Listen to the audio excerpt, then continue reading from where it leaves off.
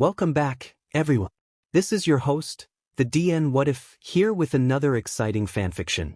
Today, we're diving into the story of what if Deku goes to UA's general education program to earn respect for his talents? A special shout out to the original creator, KyronX27. Please make sure to show your support by checking out their work from the description. If you enjoy this video, don't forget to hit that like button and subscribe for more fanfiction content just like this. Now, let's get started with the fanfic. I cannot simply say you can become a hero even without power. Midoriya Izuku morosely walked away from the building All Might had dropped him off on, the hero's words repeating in his head. Every now and then, the cruel suicide dare of his former friend turned bully Bakugo Katsuki joined with them. What was he supposed to do now? Did he have any purpose at all? All Might had suggested that he try out for the police, but to be honest, the way that the hero phrased his suggestion made it sound like a consolation prize at best, outright admitting that people didn't respect them. From what Izuku could tell, police nowadays simply cleaned up after heroes, and the idea didn't really appeal to Izuku at all. Without realizing it, Izuku was walking towards some explosions that he had heard from the top of the building earlier. Perhaps had he kept walking, following the crowd of people drawn by the chaos, he would have come across Bakugo struggling with the sludge villain that had attacked Izuku earlier, and run to save his bully, impressing the spectating All Might and changing the hero's mind. Here though, another cry got Izuku's attention. He turned his head and looked down an alleyway, where a fox was crying out. Izuku was concerned about approaching a wild animal, but he also couldn't ignore the animal's pain. He walked towards it cautiously. "Hey, it's all right, I'm not going to hurt you." The fox had gotten tangled in some kind of netting, and had gotten its neck tangled in it, which had in turn gotten tangled with other assorted junk it must have been scavenging in. Izuku took in the situation. The netting was tightening around the fox's neck, and it didn't seem as if anyone else was paying attention to the animal's distress in favor of whatever was causing the explosions. He couldn't just leave it here. Yes, it might bite him, but if he could take Bakugo's explosions, he could risk this to help someone, or at least something in need. Hold still. Izuku carefully held the back of the fox's head, trying to rub it in a reassuring way while he held it still to get his scissors. Thankfully, the fox calmed down and held still, letting Izuku clip the netting around the fox's neck. The instant it was free, the fox darted out of Izuku's grasp, making him jump. It stopped a distance away from Izuku, looking back at him, no worse for wear, fortunately, before darting down the alley out of sight. Izuku sighed and stood up, glad that he was able to help the fox. He heard explosions further down the street. Had he been wandering towards a villain attack subconsciously, even after what All Might had told him? His leg twitched again, wanting to head towards the explosions, only for Izuku to hear All Might's discouragement again. This time though, he thought about the fox. Had he kept on wandering towards the villain attack, he would have ignored the fox in pain. Again, Izuku reminded himself that there wasn't anything he could do about a situation like this, but this time though he realized that there were ways he could still help, even if it wasn't in heroism. It wasn't as if Izuku wasn't still sad. You don't chase a dream for 10 years under constant fire from bullies and have it finally killed by your idol and just get over it, but at least for once, he didn't feel useless. There wasn't a point in heading towards the explosions. Izuku turned around and headed the other way. Maybe he couldn't be a hero, but he knew he could at least do something, even if it was small. Izuku rescinded his application to UA's hero course, but reapplied for their general education department. For the next 10 months, he dedicated himself to his studies. Even if he wasn't sure about what he wanted to do with his life, UA was still one of the top schools in the world, and a degree there could be helpful in whatever he decided that he did want to do. Bakugo and the other students didn't stop bullying him when they found this out. Thanks to his homeroom teacher blurting it out to everyone again. Wasn't sharing personal information like that illegal? You'd think that giving up on his dream would have made Bakugo back off, but apparently having to be rescued by the new hero MT lady from a villain attack had hurt his ego again, which led to him taking his frustrations out on Izuku. Surprisingly, Izuku's mother Inko was the one most bothered when he told her that he didn't want to apply to the hero course anymore. She seemed to blame herself for not supporting Izuku. Perhaps that was still a little upsetting, but Izuku did his best to comfort his mother, and she promised to support him with whatever he tried to do with his life. 10 months passed. Izuku went to the entrance exams at UA. Bakugo shoved his way past Izuku, and Izuku found himself grateful that whatever happened, he wouldn't be in the same class with his bully anymore. He took a step and tripped, only to be saved by a brown-haired girl with a gravity quirk. She seemed nice, and Izuku hoped that she'd get into the hero course. Part of him couldn't help but to still feel jealous of her and Bakugo though. He shook his head and moved on. It would be better to focus on learning how to help how he could. A week later, Izuku got a letter from UA. "We'd like to congratulate you and offer you a position in our general education course." He did it. He got into UA. His mom sobbed in joy. He could move forward. On the last day of school, the principal called Bakugo and Izuku up to his office and congratulated the two. Izuku wondered if the man was being condescending, but he decided to just accept it. Soon, he was able to step out of Aldra and not look back. It was hard not to be scared going into UA. Years of bullying and prejudice don't simply vanish, and Izuku didn't know how the other students felt about quirkless people. He couldn't afford to let this bog him down. He tried to enter the school with his head held high. His homeroom was 1C, with Yamada Hizashi as his homeroom teacher, aka the pro-hero present mic.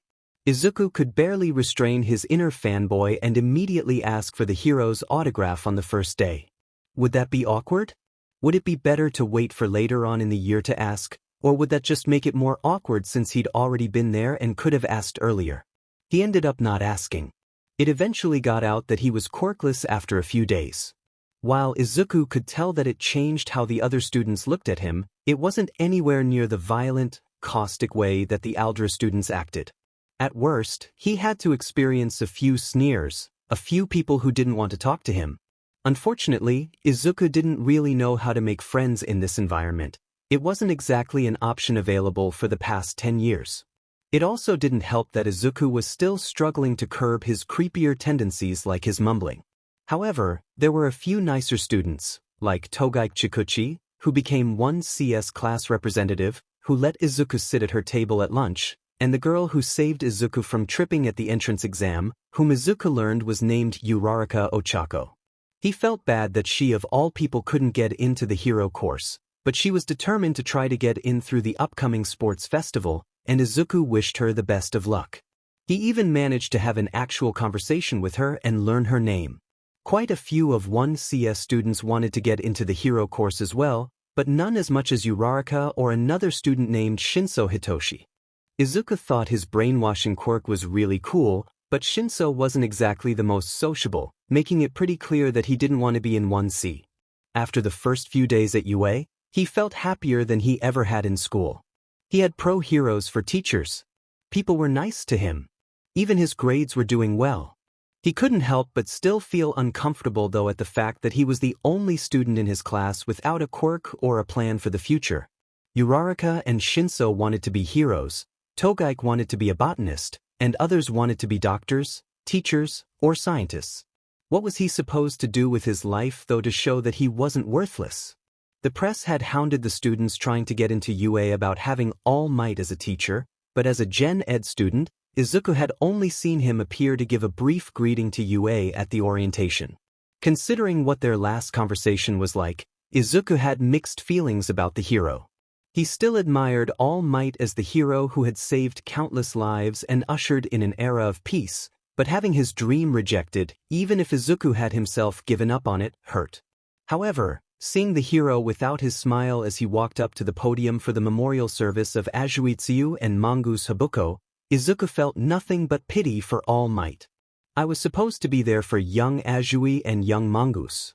However, I failed in my duty as a hero and as their teacher, and because of my absence, these two, who should have had bright futures inspiring others, have died because of my negligence.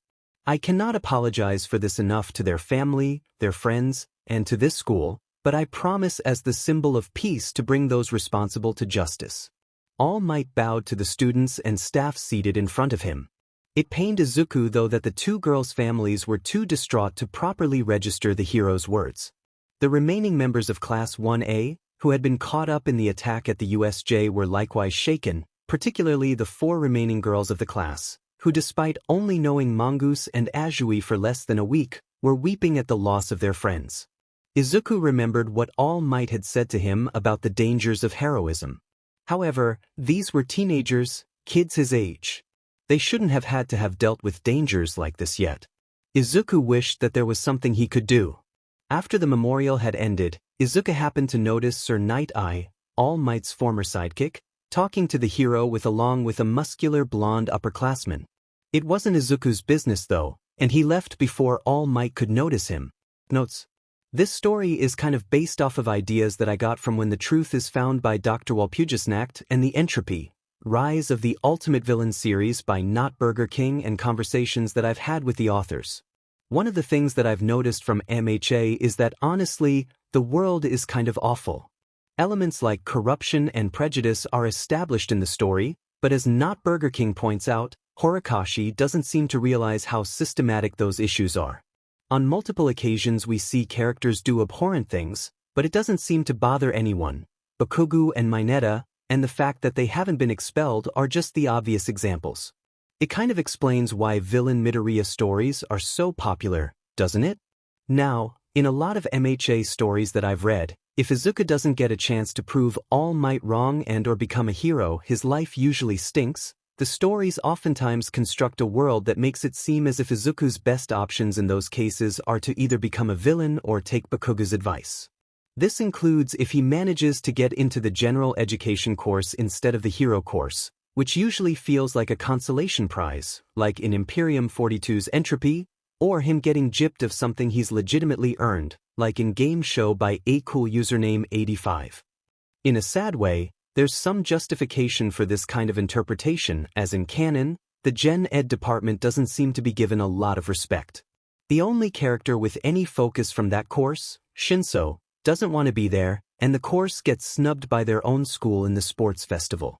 However, talking with Dr. Walpurgisnacht, I realized that this doesn't make sense. UA is supposed to be a top school, so getting in at all should be seen as a huge achievement, something that Izuku should be happy about. The story When the Truth is Found ended up feeling like a breath of fresh air after reading so many upsetting stories, and I guess I got inspired to write a story with a similarly positive premise, albeit while still satisfying my sense of spite towards the MHA world. Hey, was that kid at the sports festival? Izuku blinked, not sure if the man on the train was talking about him. I mean, that's a UA uniform, but I don't know if I recognize him. Maybe he was with one of the non-hero courses. Izuku tried to focus on the article he was reading on his phone. Several of his classmates had mentioned that they were worried about something like this.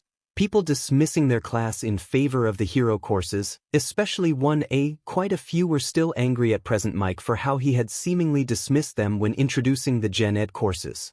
Well, at least he didn't have to deal with that insane explosion kid. Izuku blinked again. Were they talking about Bakugo? I know, right? What the heck was UA thinking, having a narcissist like that give the student pledge, let alone put him on the winner's podium? Yeah, I don't care what they said, he was going too far against that gravity girl. You'd think that they'd have known him well enough to not make him represent the entire school. They are supposed to be training heroes, right?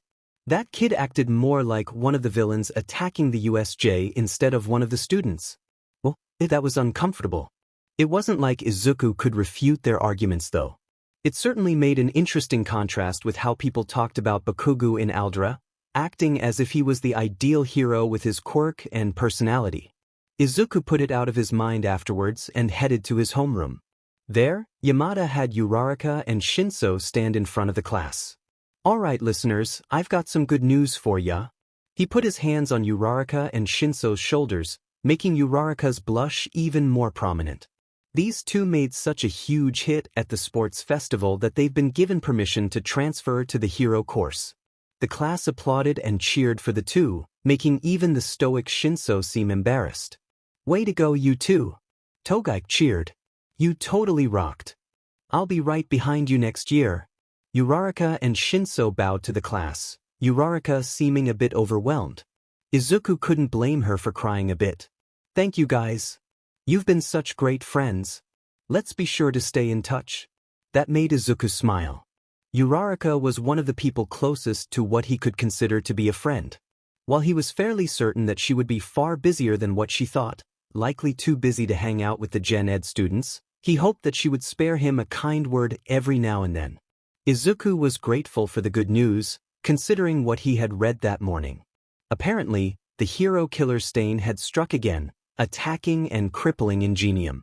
It was horrible to hear about. Ingenium was such a great hero and ran an incredible agency in Hosu. Come to think of it, Izuku thought that one of the 1A students was related to the hero. He hoped that he was doing all right. Mulling over this had led to Izuku writing out some analysis on some of Ingenium's most recently hired sidekicks, trying to imagine what the best strategy for dealing with Stain would be based off of his attack patterns and theories Izuku had about his quirk. He happened to be writing on the opposite page of some notes that he had on present mic when the real hero suddenly appeared in front of his desk. "Hey little listener, how's it hanging?" Izuku jumped, nearly slamming his notebook shut in instinct. "Oh, sorry Midoriya, didn't mean to scare ya." Yamada held his hands up in a gesture of peace. It's all right, Yamada-sensei. Did you need something?" "Well, I was just wondering how you were doing, kid. Uraraka was one of the people you hung out with the most. You all right with her gone?" Izuku smiled, a touch sad, but sincere. "I'm fine.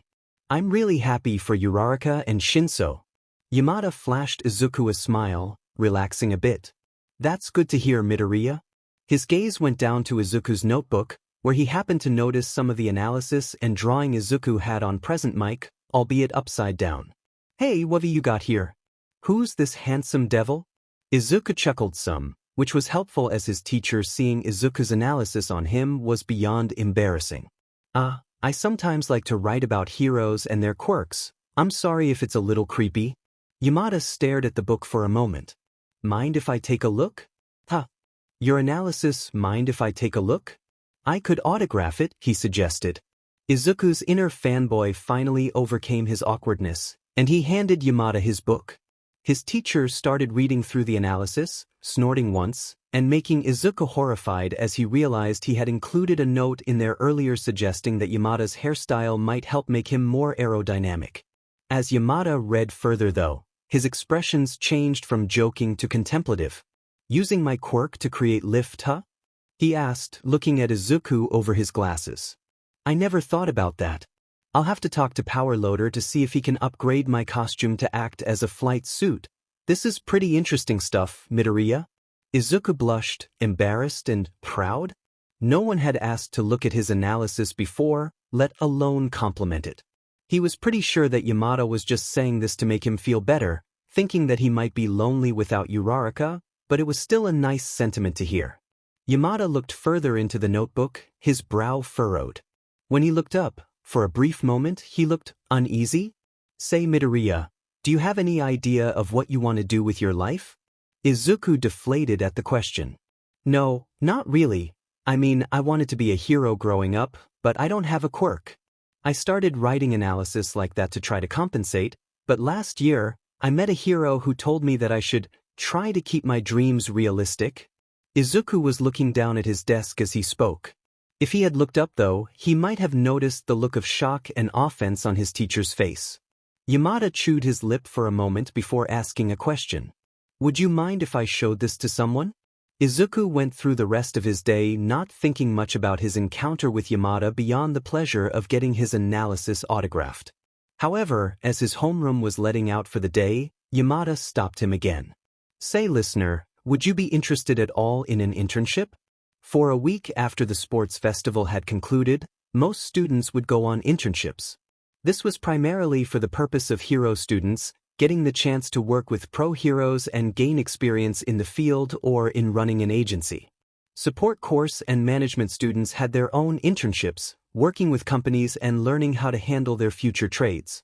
General education was slightly different though, being a catch-all for high school education. There wasn't an easy way to arrange for internships for students with so many different possible interests, if said students even wanted to do an internship at all. Indeed, most of Izuku's classmates chose to simply take the internship week off. To be honest, Izuku had planned to do the same, albeit using that time to look up potential careers, and perhaps even see if he could visit the businesses of interest. However, the offer that Yamada had provided for him was one that he could never pass up. "Am I a mouse, a dog, a bear?" Who cares? What matters is, I'm the principal that you're doing your internship with. Izuku stood, flabbergasted at his fortunes. He was standing in the office of Principal Nezu, arguably one of the smartest beings on the planet, and he had offered Izuku an internship as a means of expanding his analysis abilities. Thank you, sir. Izuku squeaked, bowing respectfully. I promise I will do my best. I'm sure you will. The white, rodent-like principal chuckled and gestured to the chair in front of his desk. Once Izuku had taken his seat, Nezu leaned forward, a slightly manic glint in his eyes. Now then, I was quite impressed with the analysis Present Mike showed me. Let's see what we can do to cultivate this talent of yours. Izuku still couldn't believe that someone like Nezu saw something in him, but for the next few days, he probably had more fun than he had ever had in his life. Nezu had Izuku go over footage of the various performances in the sports festivals and find ways to improve the various students' quirks, or to imagine different scenarios that their quirks or equipment could be applied to. Rather than tell him off for rambling, Nezu encouraged it, catching on to random details in Izuku's analysis and simply talking about it for hours. Besides that, Nezu had Izuku take higher lessons in computer science, teaching him how to better access, compile, and analyze information. He started to teach Izuku how to read the behaviors of different people and apply that to his analysis, how to read heroes and villains and analyze it in the same way that he analyzed their quirks and equipment. A lot of time though was spent simply talking about random subjects or playing chess.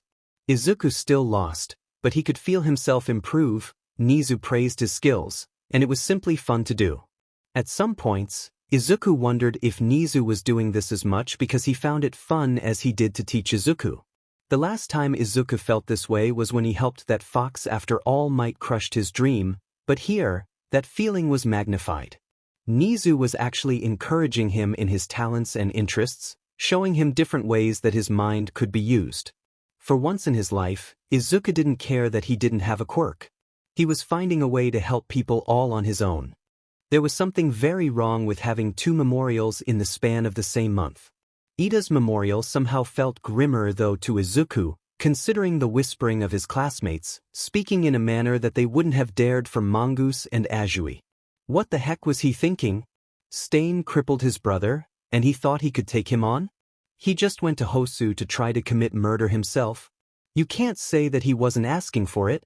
It had been revealed the day after the Hosu attack that Ida Tenya, the younger brother of Ingenium, had abandoned his mentor during the attack to track down Stain, who inevitably killed him along with several heroes before being savagely burned by Endeavor. Izuku would have thought that Ida's death wouldn't have affected UA as badly as the USJ attack, considering how he had acted of his own initiative and outside the supervision of the teachers, but the conversations and media that Izuku had been hearing painted a different story.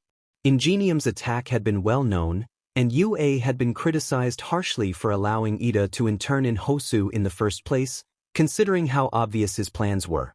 Despite Yamada's attempts to maintain his usual exuberance in class, Izuku could notice the bags under his eyes when he came close, along with the other teachers in the school.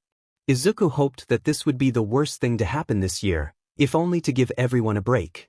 About a week after Hosu, Yamada told Izuku that Nezu wanted to see him again, if he was available. He wants to see me? But the internships are over, aren't they? Yamada grinned.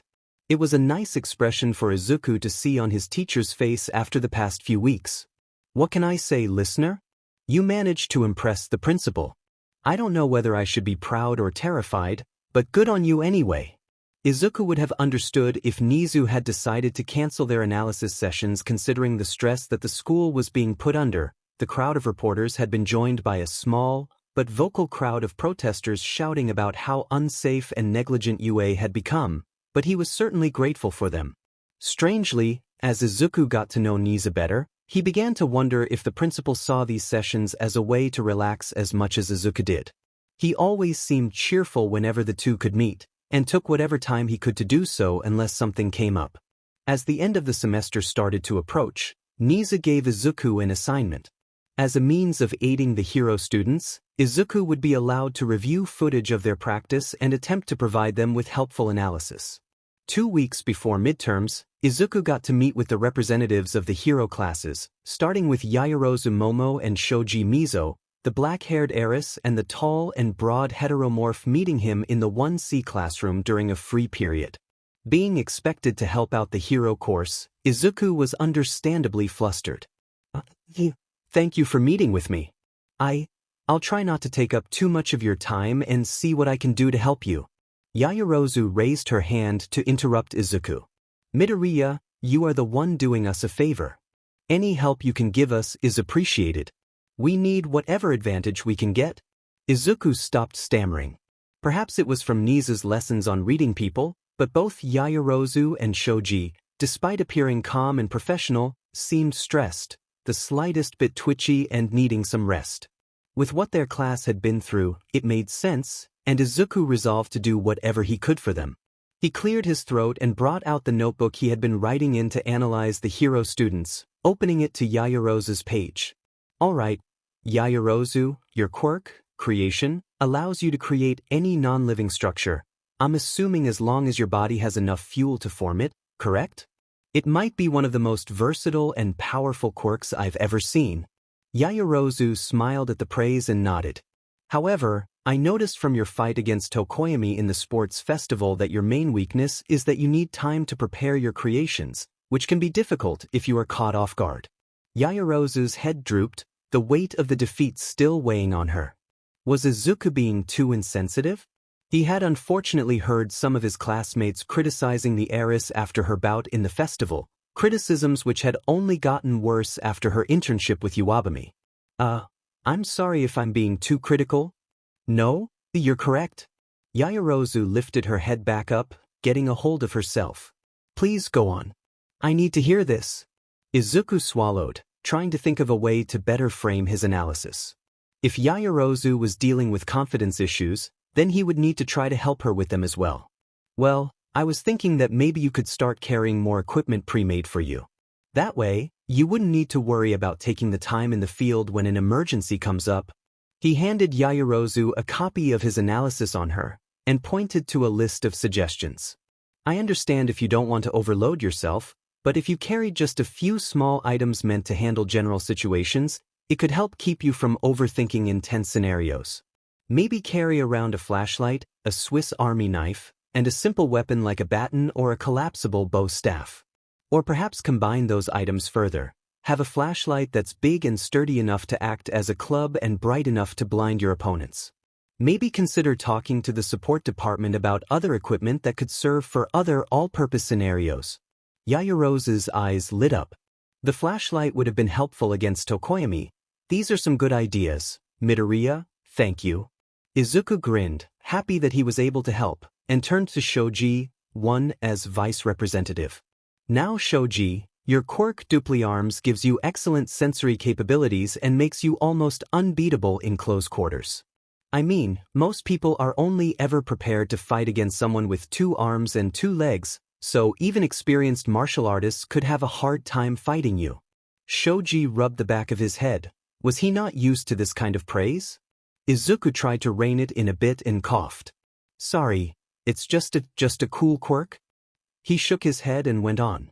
Considering this, I think that your most challenging opponents would try to fight you from a distance, so you might want to consider improving your capacity for long-ranged combat. What do you mean? I can already use my arms for long range. Shoji asked. He stretched out one of his arms, showing how by continuously duplicating it, he could reach a stapler on the other side of the room, a demonstration that Izuku knew about, but was still fascinated by. True, Izuku agreed once he had snapped himself out of his reverie, but there are limits to this technique, such as if you were fighting against an opponent that would be risky for you to touch, or if it takes too long for you to reach them. Shoji retracted his arm and nodded. I suppose that makes sense. What did you have in mind? Are you suggesting that I learn how to use guns? That could be a good idea for you in the long term, but considering how little time you have before your finals, that might not be immediately practical. Izuku flipped his notebook to a page not devoted to the hero students, showing pictures of equipment created by Hatsum Mei for the sports festival. I was thinking that you might want to talk to Hatsum Mei from the sports festival. Her net guns seem like they could be simple enough for you to use, And I'm certain that the support department has a lot of other equipment you could try out. Perhaps throwable weapons like gas bombs, or even simple ranged weapons like slingshots. Both Shoji and Yaoyorozu's sweat dropped at the picture, perhaps remembering how the manic Hatsum used Ida to advertise her equipment, making Izuku wonder if his suggestion to talk to her was insensitive. Wouldn't this be a bit much though? Do you really think I need this much equipment? Why not though? Since your quirk allows you grow multiple arms and eyes at the same time, you could use multiple pieces of equipment all at once. Izuku pointed out.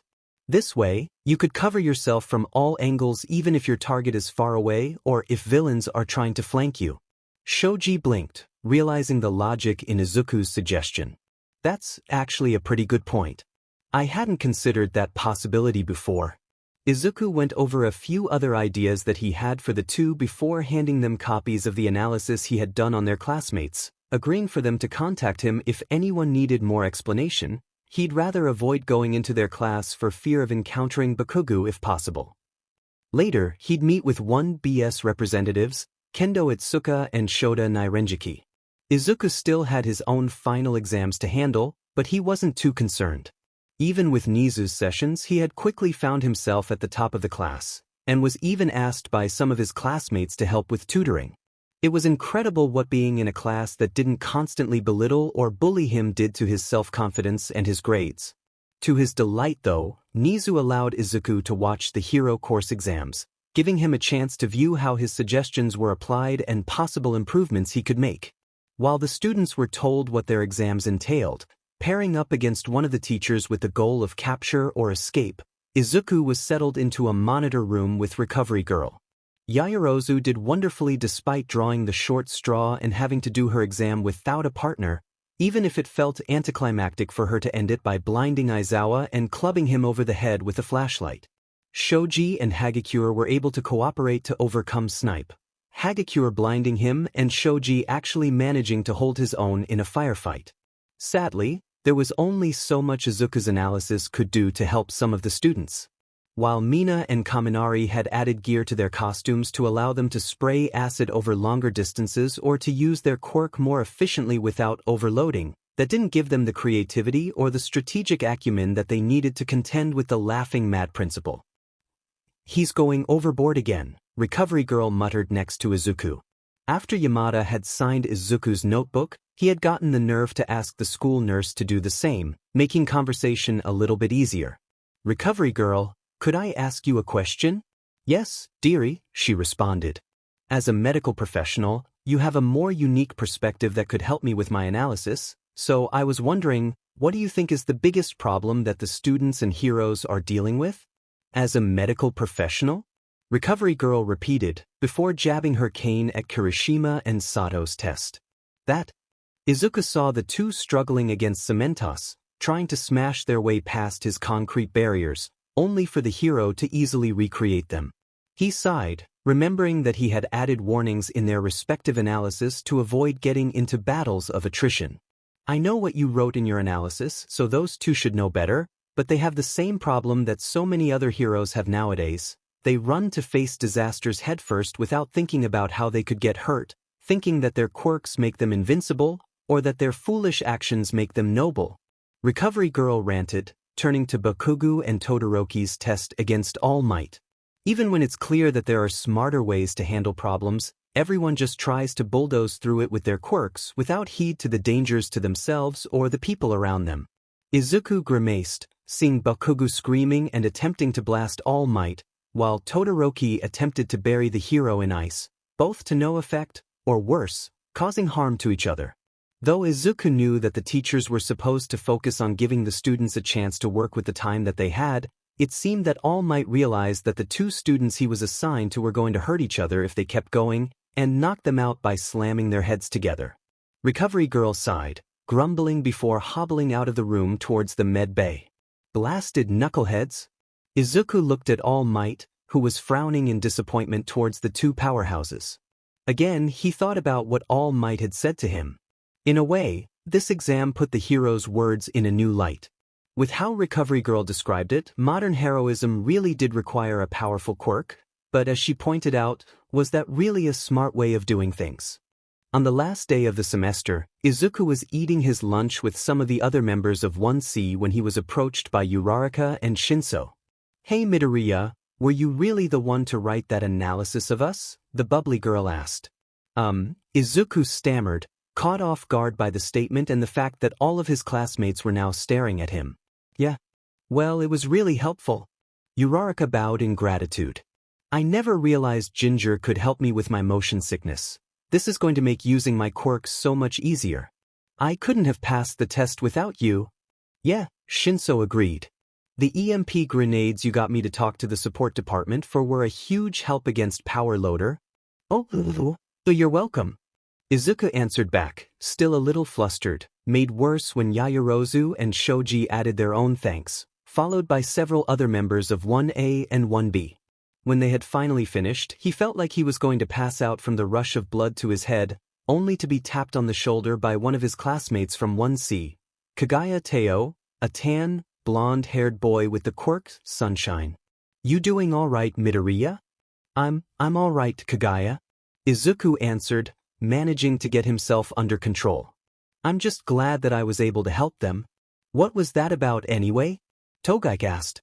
"Oh, Principal Nezu had me do some analysis on the hero students to help them with their exams," Izuku explained, only to realize that this got even more attention from the rest of the table.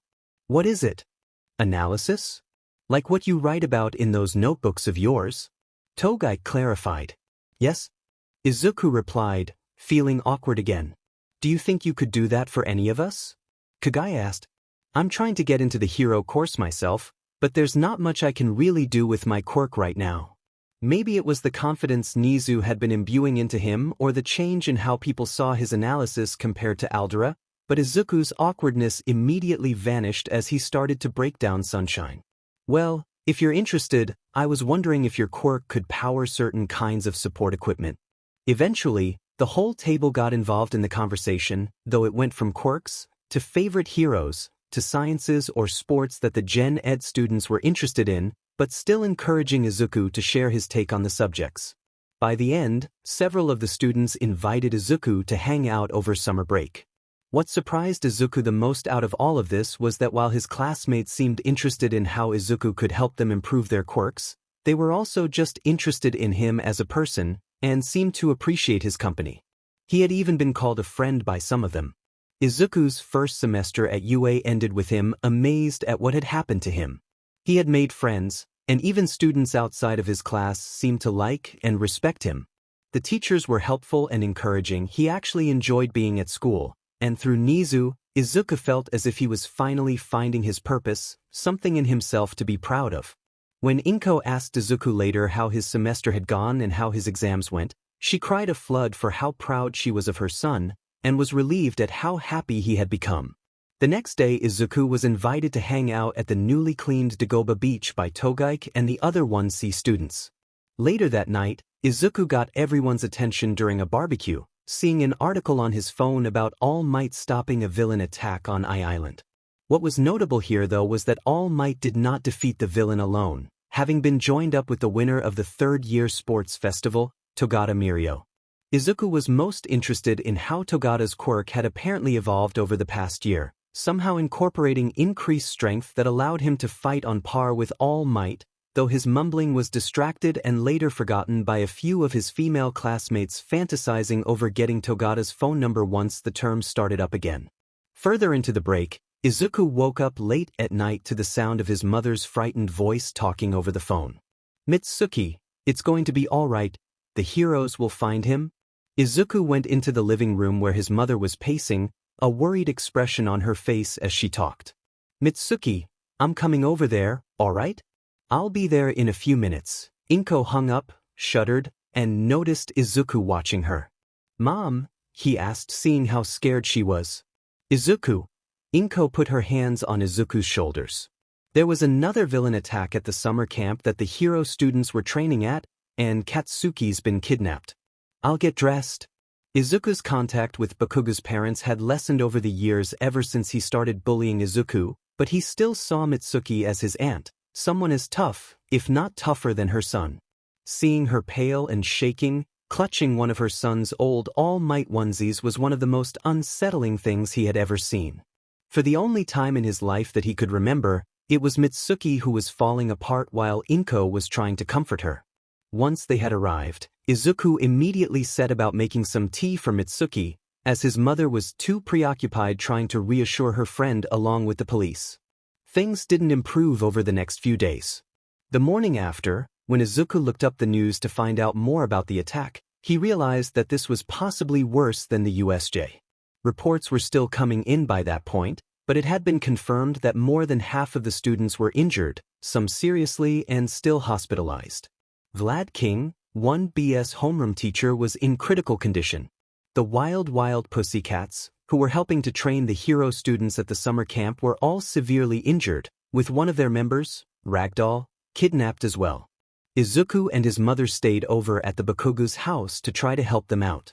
While Izuku knew now that Bakugu wasn't his friend or someone to admire, he still cared for his honorary aunt and uncle, and he was worried for them.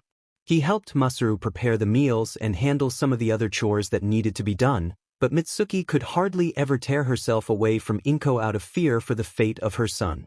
3 hero students had died in the past year from 1A.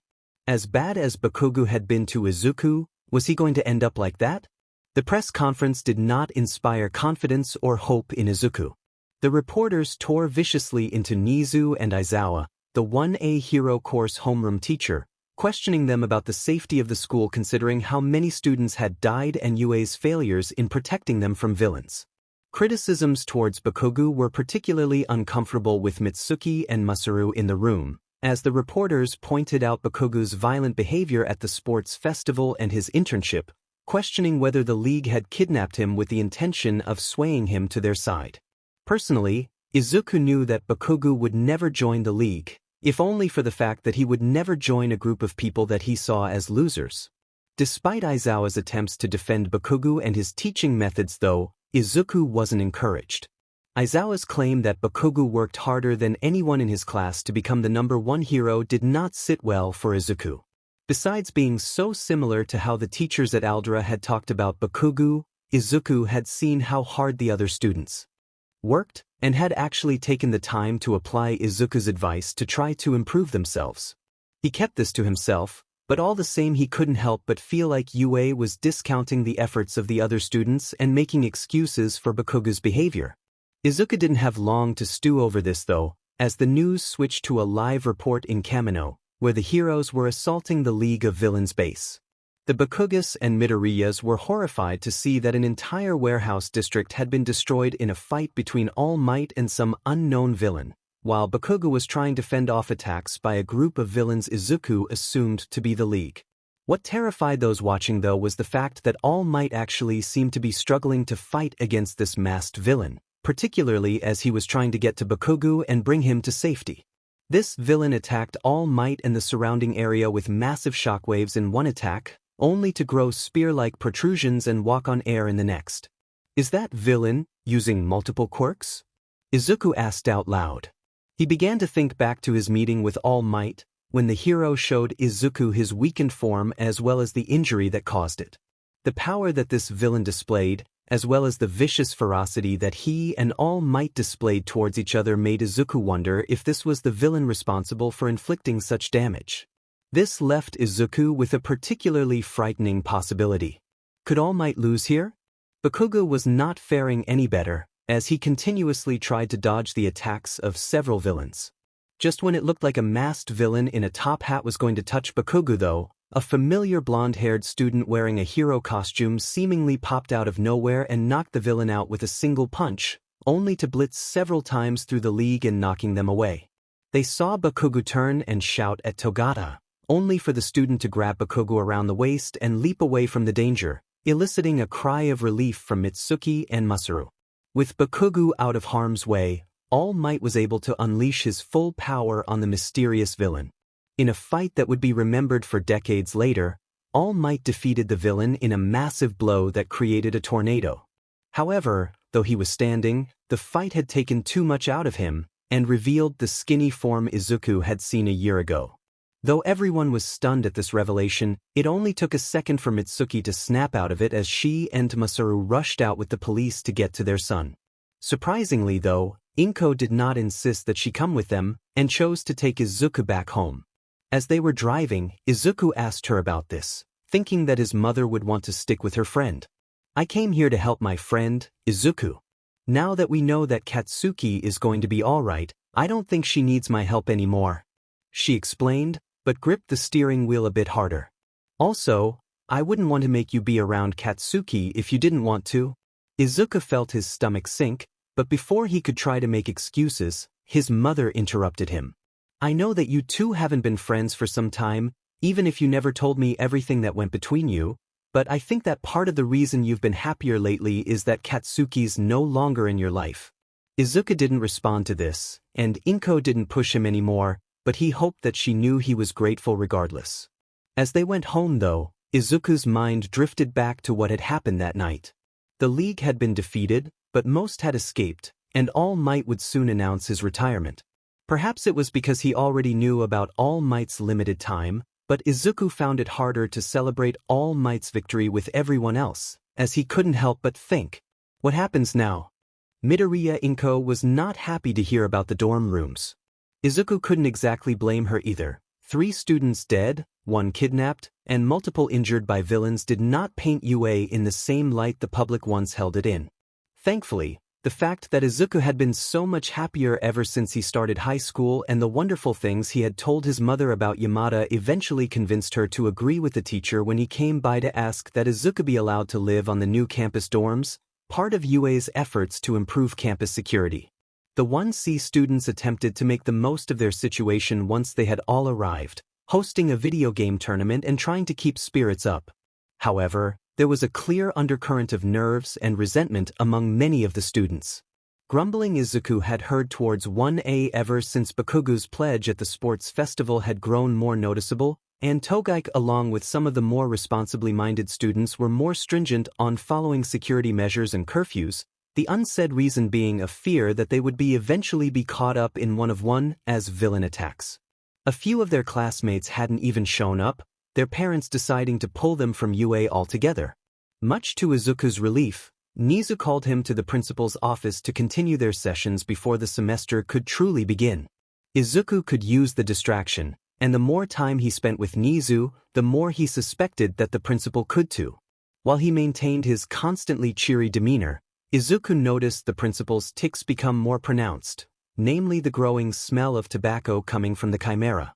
Thankfully, Nezu seemed to enjoy their sessions as much as Izuku did, whether they were talking about quirks, playing chess, or sampling random cheeses. Izuku ended up developing a taste for Gouda. Nezu confided in Izuku that the first-year hero students were going to be taking their provisional license exams soon, earlier than what would be normal for them. As such, Nezu had Izuku analyzing the hero students in their resumed training camp at school, as well as meet with some of the students one-on-one. "I failed my friends at the summer camp. I allowed my darker emotions to overwhelm me, and as such lost control of Dark Shadow," Tokoyami confessed, his eyes closed as if the memory pained him. "I hurt Shoji. I almost killed him. I was hoping that you might be able to aid me to prevent this from happening again." Izuku nodded at the bird-headed boy, having some understanding of what had happened. Shoji was one of many of the Hero Corps students badly injured during the summer camp attack. Izuku could still see some ugly burns on Tokoyami's skin. Izuku had visited Shoji in the hospital after Bakugu had been rescued, and found that it was only because of Recovery Girl's aid that the dupli-armed student would be able to walk again, let alone continue to work to be a hero. When Izuku had visited, Shoji reluctantly told him about what had happened to him at the summer camp. During the attack, Shoji had been skewered by the villain Moonfish, who had torn off one of his arms. While his quirk allowed Shoji to regenerate them, the sight of him getting hurt, coupled with it being midnight in the middle of a forest, had empowered Tokoyami's Dark Shadow to the point that the quirk had overwhelmed Tokoyami, causing Dark Shadow to go berserk. The rampage nearly crushed both Moonfish and Shoji, who had only just managed to withstand the assault through virtue of his own sheer strength and resilience. Izuku looked through the notes that he had on Tokoyami. His quirk, Dark Shadow, allowed Tokoyami to manipulate his shadow into a physical form. Dark shadow was made stronger when in darkness or when Tokoyami felt particularly strong emotions, though at the cost of a loss of control.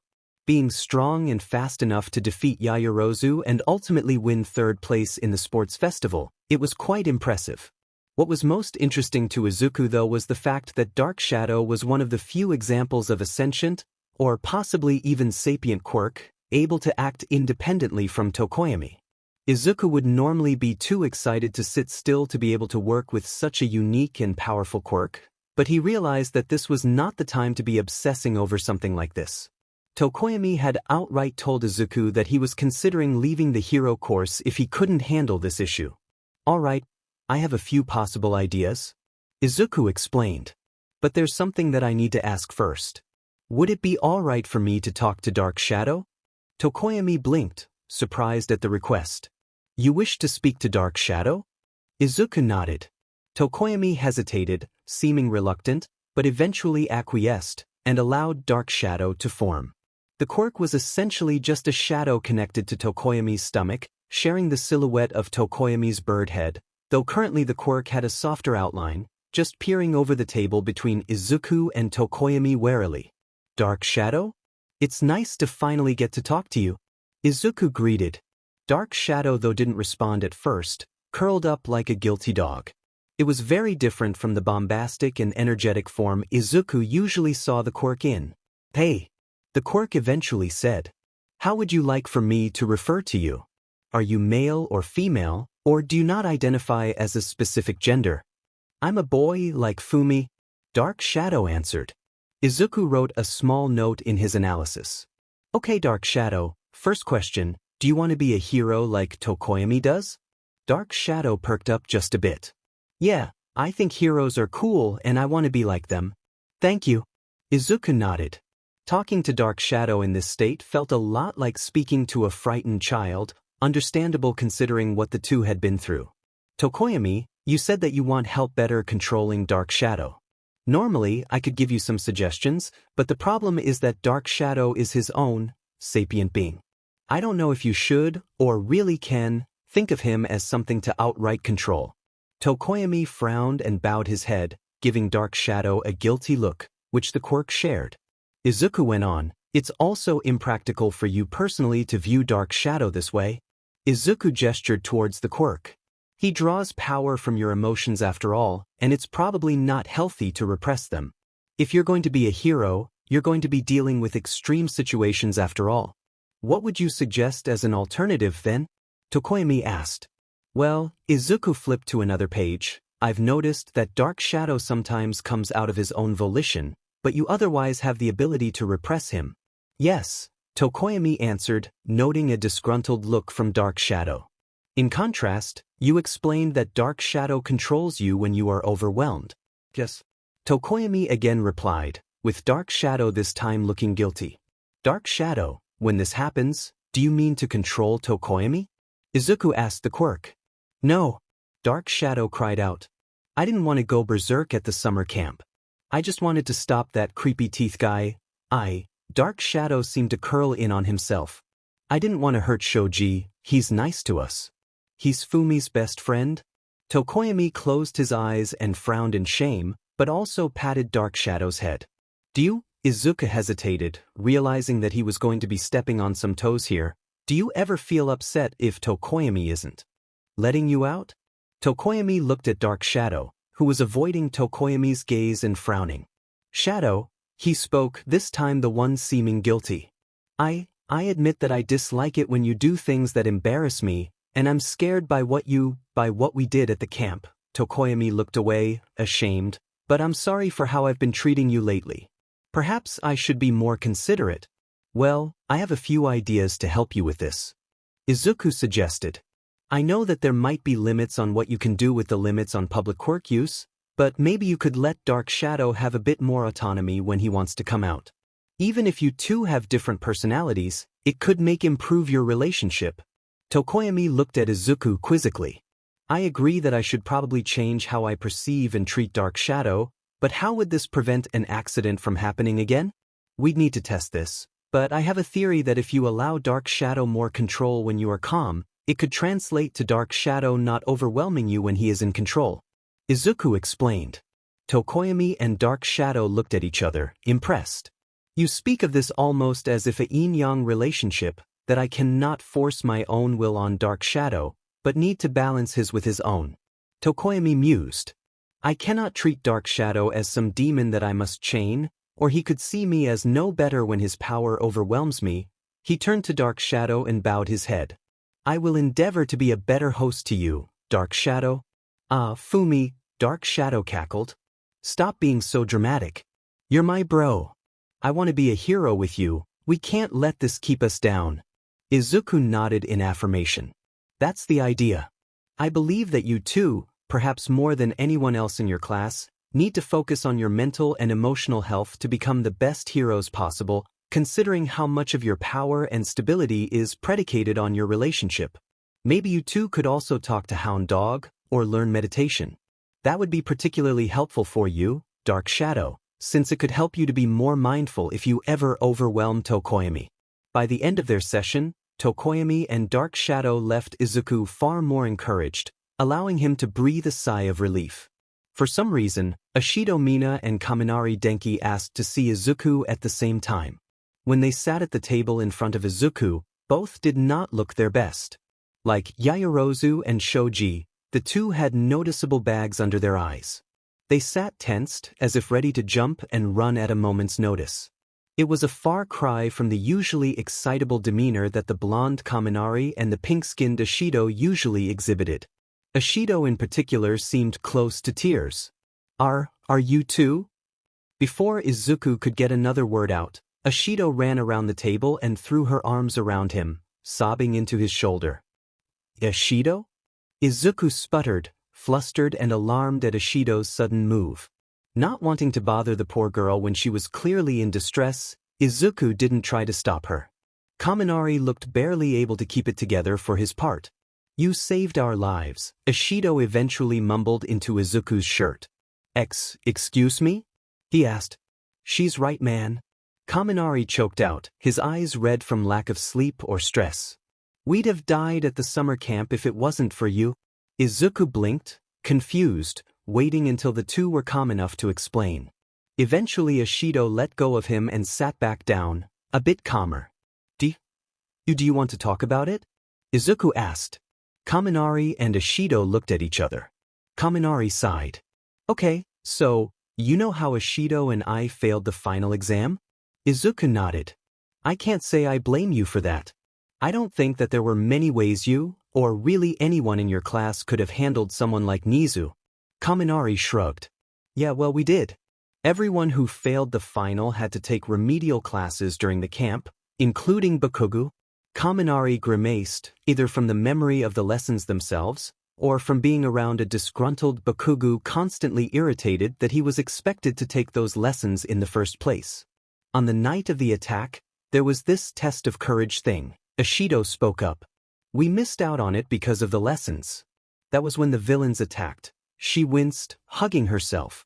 When we found out what was happening, Vlad King had us all stay in the cabin. We were supposed to be safe. Ashido shivered, her voice wavering. All of a sudden though, one of the villains, Muscular, showed up and tore the cabin apart. Izuku gasped. Muscular had been one of the villains apprehended after the summer camp attack, but the media hadn't been given a report of exactly how a villain so violent and dangerous had been apprehended. Vlad King told us to run and hide. Ashido scowled, shaking either from nerves or anger, but Bakugu ran at Muscular and got in the way. Bakugu fought Muscular? Izuku asked. He knew from his aunt and uncle that Bakugu had been hurt as a result of the attack, but he didn't have specific details. More like Bakugu jumped at him, and Muscular backhanded Bakugu through a tree. Kaminari grumbled, making Izuku wince. Vlad King tried to protect us, but Muscular just ugh. Ashido groaned and whimpered. There was blood everywhere and Muscular bent his arms out of their sockets. She grimaced and shook her head. He was going to come at the rest of us next, and Vlad King couldn't do anything to stop him, but Ashido blinked some tears out of her eyes and looked at Izuku. But I remembered one of the things you told me. that strong acids conduct electricity better, so I got Kaminari's attention. I threw some of the strongest acid I could at Muscular and made a trail towards Kaminari. It hurt Muscular, but it just made him angry. He would have killed us, but then Kaminari stuck a metal pipe into the acid and used his quirk. Hee hee, Kaminari laughed nervously, rubbing the back of his head. I might have overdone it, but it stopped him anyway. He said this, though his nose writhed as if from the memory of a bad smell and his face turned a little green. Izuku felt his own stomach turn at the thought. If Ashido had actually used her strongest acid and Kaminari had used his highest voltage, well, he knew Muscular didn't die at least. But Ashido curled up into herself again. When we tried to look for Bakugu, he was gone. One of the other villains got to him while we were distracted. We couldn't go after him with Vlad-sensei like that, and we just hid in the woods until the police came. Izuku frowned in sympathy. It hurt him to see the normally goofy students so shaken up. So, Kaminari shrugged. You really saved us, man. We wanted to thank you for that. Izuku smiled. I'm really glad to hear that you too. I'm glad you got out safely. That's the other reason why we wanted to talk to you. Ashido rubbed her eyes on her sleeve and smiled at Izuku. We want to know if there's any more advice you could give us. Izuku grinned. I think I've got some ideas. He answered, flipping open his notebook. The provisional exams came and went, and all of the Hero Corps students apart from Bakugu and Todoroki passed. This fact though ended up being leaked to the media, who were quick to jump on Bakugu's perceived failure, and how much UA had touted him as one of their top students, who worked harder than anyone else. It seemed as if the accolades that Bakugu had obtained were ultimately coming back to harm him and UA's reputation. This was however only one thing that was shouted by the ever-growing mass of reporters and protesters against UA gathered in front of the school. Kagaya joked that at least now with the dorms, they didn't have to fight their way through the crowds just to get to class on time. The semester started up again. 1C started taking calculus courses, European post-quirk history, early 1900s literature, etc. In a much-needed win by UA, Togata gained a name for himself defeating a Yazuka boss named Overhaul. A lucky photographer got a shot of the provisional hero Lemillion knocking out the monstrously mutated villain with a single blow while protecting a little horned girl. Uraraka even gained some accolades while aiding Ryukyu at the incident. This got the girls in 1C chattering again, hoping to possibly drop their number to Togata. Togaik was only barely able to corral them and the rest of the class in their efforts to prepare for the upcoming cultural festival. The girls continued to gossip and fantasize about Togata though, some of the class even suggesting hopefully with his power that he could become the next symbol of peace. 1C had gathered in their dormitory, sad, scared, and angry. They had been working for weeks to perfect their presentation, seeing the cultural festival as their time to shine after being sidelined in the sports festival. Unfortunately, it had been cancelled before they got a chance, and it seemed as if half of Izuku's classmates were pointing fingers at 1A in blame, while the other half were terrified at the fact that another villain had broken into UA, as well as the circumstances of how that villain was defeated. UA had been trying to ride on the optimism of Togata's defeat of Overhaul, hoping that it could allow the students to enjoy their school festival, despite many of the negative feelings towards 1A. However, it all came crashing down when Gentle Criminal broke into the campus, interrupting 1A's performance before they could get a chance to start. The resulting panic from another villain breaking in resulted in several injuries from visitors stampeding, teachers trying to catch the villain and his assistant, only to be made fools of by his strange quirk. In the end though, what made the festival worse was how Gentle was eventually caught, as Togata's quirk somehow mutated into releasing massive black whips. The whips caught the two criminals, albeit nearly crushing them and requiring that they be sent to the hospital before going to jail, but Togata seemed unable to control this evolution to his quirk as his whips tore through the area, including several of the other class's stands. Aguemato Tsutsaka, a boy with a black pompadour and a large chin, was one of the loudest critics. I can't believe it, one brought another villain here. Aguemato, that's not fair. Izuku tried to protect the reputation of his friends from the hero course, but was shouted down. Oh, come on Midoriya. Aguemato argued. This is the third time the school's been attacked, and it's always centered on them. They talked themselves up at the sports festival, but except for that bit with the Yakuza, where Uraraka was one of the people who actually did anything, they've failed every single time. I got to admit, Midoriya, Togaike added from her seat, scooping ice cream out of a tub, I know that you said that Yaoyorozu and Shoji are nice people, but it's hard for us to believe that when they keep associating with that Bakugo jerk. There wasn't much of an argument Izuku could make, particularly not with morale this low. He had to admit he was upset too. As no one seemed to be able to lift their spirits, Izuku passed the time doing some research on Gentle Criminal, real name Tobita Danjuro. He was a former hero student who ended up being expelled after failing his provisional license exam too many times and accidentally injuring a hero and civilian in an act of vigilantism. From what Izuku had been able to tell from the villain's speech before everything broke into pandemonium, he wanted to make his mark in history through his crimes, but had prior to this point been satisfied with petty acts of vandalism. His actions were selfish and had led to people getting hurt, but in a twisted way, Izuku felt he could understand Tobita, thinking that he might have ended up like the villain had he not found pleasure in his new life. It was strange though. Gentle Criminal had such a powerful quirk and was skilled enough to evade many of Yue's teachers. Despite the criticism towards Yue, which Izuku knew was going to grow from this, Izuku knew that his teachers were powerful and skilled heroes. If he had that kind of power and skill though, how had Gentle Criminal failed in his efforts to become a hero? Were there others like him, people chasing the dream of heroism, only to fail and pushed into a life of obscurity or villainy? Endeavor's ascension as the replacement for All Might as the #1 hero wasn't met with the support that the fiery hero would have likely hoped for. The man was a legitimately talented hero, one who had solved more cases than All Might even, but he didn't have the same presence, the ability to make people feel safe simply because he was there. Some were wary of Endeavor gaining the title after what he had done to Stain, but most weren't too upset considering all of the heroes that Stain had previously killed, and it was easy to justify Endeavor's actions. That being said, Hosu certainly hadn't improved the hero's image. It had been on the minds of the public though how the new #1 hero was going to contend with the lingering threat of the League of Villains. The group had been spotted at the 8 Precepts raid, but had otherwise remained out of sight since Kamino. Eventually though, the League threw down a challenge to Endeavor in a big way. Izuku and the rest of 1C were glued to their dorm room's television, scarcely able to breathe at the fight that they were witnessing. The news had announced minutes ago that Endeavor was locked in combat with a Nomu, one of the monsters the League had been known for using, identified as Hood, just barely managing to hold his ground. With the aid of the #2 hero Hawks, Endeavor had blasted Hood into the air and released his ultimate move Prominence Burn, before crashing to the ground with the Nomu's corpse. The smoke from the attack cleared, revealing Endeavor in a crater.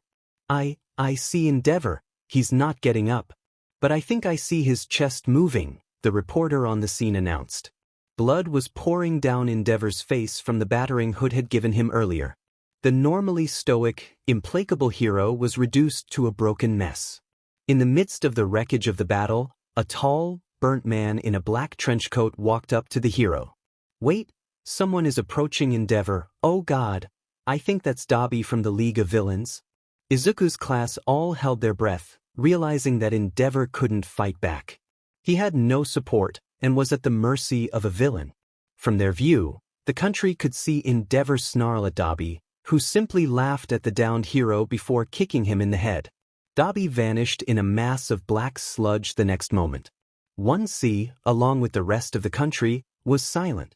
Endeavor had technically won, but it was a Pyrrhic victory at best, one that had reduced Endeavor to a state of powerlessness, while the League had shown that if they wanted to kill him, they could have. The veneer of peace was quickly evaporating across Japan. It was starting to hit everyone that without All Might, they were not safe from villains anymore. Hero patrols were increased, but the rate of crime was rising, as villains were becoming emboldened by the hero's recent show of weakness. People didn't go out alone.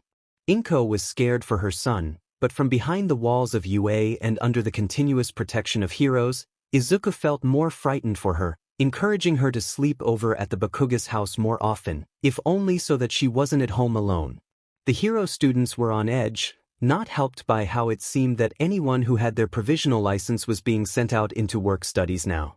Something about this didn't feel right to Izuku. This felt too early to be sending hero students out with less than a year of training under their belts. He was scared for them. Most of 1A and 1B treated Izuku as if he was part of the family. Izuku did the only thing he could and stepped up his efforts to aid the students with his analysis.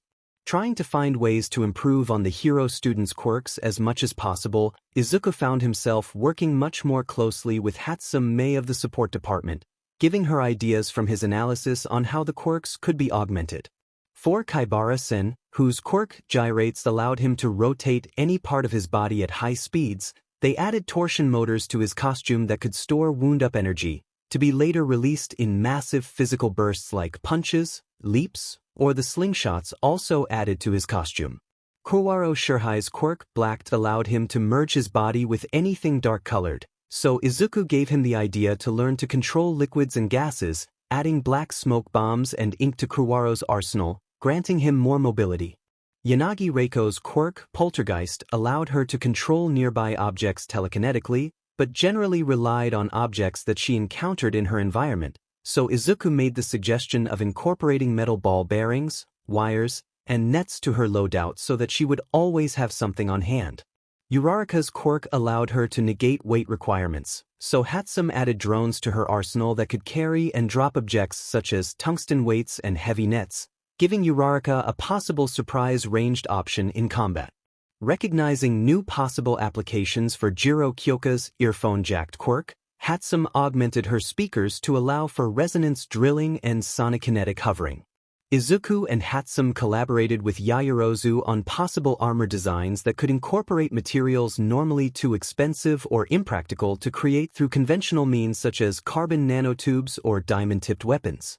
Yaoyorozu spent the most time working with Izuku out of anyone, as they began to theorize possible ways her quirk could be used to mimic the quirks of others, creating hydraulically powered limbs for enhanced strength, small jets for enhanced speed, or otherwise mimicking the biological compounds the other students could create such as Bakugu's nitroglycerin sweat or Sirohanta's tape. Despite the feelings of foreboding, the rest of the semester passed uneventfully for Izuku and the rest of UA. 1C continued with their classes, learning Mendelian genetics and how it related to quirks, Cold War histories, all three of them, and pre-quirk science fiction, at which point Izuku became a fan of Asimov's works, which in turn led to some fun debates with Nezu. As the weather turned cold, there were ongoing campus-wide snowball fights, meaning any time a student left their dorm they'd usually come back soaking wet later. Izuku got to participate in his first Christmas party and gift exchange, and ended up receiving a stuffed white elephant plushie. Yamada had different expectations for how the gift exchange would have gone and had meant it as a prank, but Izuku appreciated it regardless, even if he didn't get the joke. He almost fainted from shock as he got his first kiss from a girl, an equally blushing Togaike getting pushed into it when 1C noticed the two walk under a sprig of mistletoe. The last exam the first-year hero courses would go through that year was their joint training exercise, which Nezu again allowed Izuku to watch. It was quite satisfying for Izuku to see the hero students apply his ideas and improve as heroes because of them. Some standouts in the exercise for Izuku were Shoji's growing use of non-lethal firearms, with which he managed to shoot down the speedy Tsunatori pony, Kodai Yui's use of shrinkable equipment and armors, Tokage Setsuna's masterful strategizing, trumping over Bakugu, and an extremely close victory won by Yaoyorozu over Kendo, just managing to defeat the Big Fist student. Sadly, Izuku felt as if Bakugu and Todoroki were falling behind the other students, strange as that might have seemed considering their power. It was clear to Izuku though that, despite having obtained their provisional licenses by this point, the two still struggled with the same issues that they had from the start of the year, whether it was Bakugu's stubborn, or, if Izuku was honest with himself, arrogant, head-first mentality, Todoroki's refusal to use the fire side of his quirk, or their inability or outright refusal to work with others. Izuku could only hope that this wouldn't cause problems in the field. About a month before the end of Izuku's first year, he was sitting in one of the bathrooms, mumbling to himself. Normally, he'd be writing his thoughts down, but he had enough presence of mind not to do that in a bathroom, albeit not enough to realize that he had gotten lost in his thoughts so long it was getting close to the next period. I need to get a better idea of how strong Shiozaki's vines are. They're durable enough to restrain someone through their tensile strength, but they can also dig through cement. Maybe I could ask Cementos how dense the cement was that he used at the sports festival. As he was talking, he was vaguely aware of someone else coming into the bathroom. He lowered his voice out of reflex so as to not creep them out, but kept mumbling to himself. Actually, Cementos uses his quirk in a way that's kind of similar to Shiozaki. Maybe I could bring up some of his strategies to Shiozaki? The boy outside had turned on the sink. It sounded and smelled like he was applying some kind of product to his hair. I wonder, did Shiozaki actually fracture the cement or simply force her vines through existing cracks? She was able to consistently use that level of force in a matter of seconds, so she must either be able to exert a great deal of power or her vines are instinctively able to seek out those cracks. Please? Izuku stammered for a moment. He vaguely recognized that voice, but he had never heard it sound so tired, so distraught. Please, just stop talking. Izuku shut up, realizing that he was bothering this boy. Just, what do you expect me to do? He opened the door, ready to slip out. He got a brief look, recognizing the muscular profile of Togata, hunched over the sink with his head down, grasping the sink's edges so hard they were coming apart in his hands, when suddenly the upperclassman slammed his fists onto the sink. Just leave me alone. The sinks were immediately pulverized into dust, and the force of the blow shattered the mirror into glittering shards, cracking the wall, floor, and ceiling, as well as throwing Izuku back through the stall he had been trying to get out of. Somehow, Izuku had managed to maintain consciousness. The door of the stall had been slammed shut and off its hinges by the force of the blow, thankfully shielding Izuku from the shrapnel that had been launched by Togata's hit. Pushing it off him, Izuku saw Togata kneeling, clutching his sides, trembling while being sprayed with water from the busted pipes. Are you, ow? Izuku groaned, feeling a bruise on his back from hitting the bathroom wall. Hearing Izuku's voice, Togata's head snapped up, as he realized someone was within range of his hit. His face was drenched from the sink. Oh my god! Are you okay? I'm so sorry, I didn't mean to. Togata scrambled to his feet, about to help Izuku up, when suddenly he fell back to his knees, clenching his arm in pain. To his horror, black tendrils were starting to surround Togata's arm, poking through his skin and writhing around him. Izuku recoiled, recognizing what was happening. He remembered these black whips from the cultural festival. Togata had completely lost control of his quirk when he was chasing after Gentle Criminal, the black whips bursting out of his skin, crushing and slicing through everything they touched in a chaotic disaster. And Izuku was right in front of Togata as he was starting to lose control of them again. Go, Togata hissed, desperately trying to crawl away from Izuku. You need to get out of here. But Izuku knew he couldn't do that. The black whips were acting up now, right in front of Izuku. If Togata couldn't stop them within the next few seconds, Izuku, along with everything in this section of the school, was likely to get crushed. But Izuku wasn't even thinking about that at the time. What he was thinking about was how scared Togata looked, and how much pain he was in. What do you know about this aspect of Togata's quirk? Izuku thought back to the brief moment he had seen of the black whips before he had been forced to flee with his class during the festival.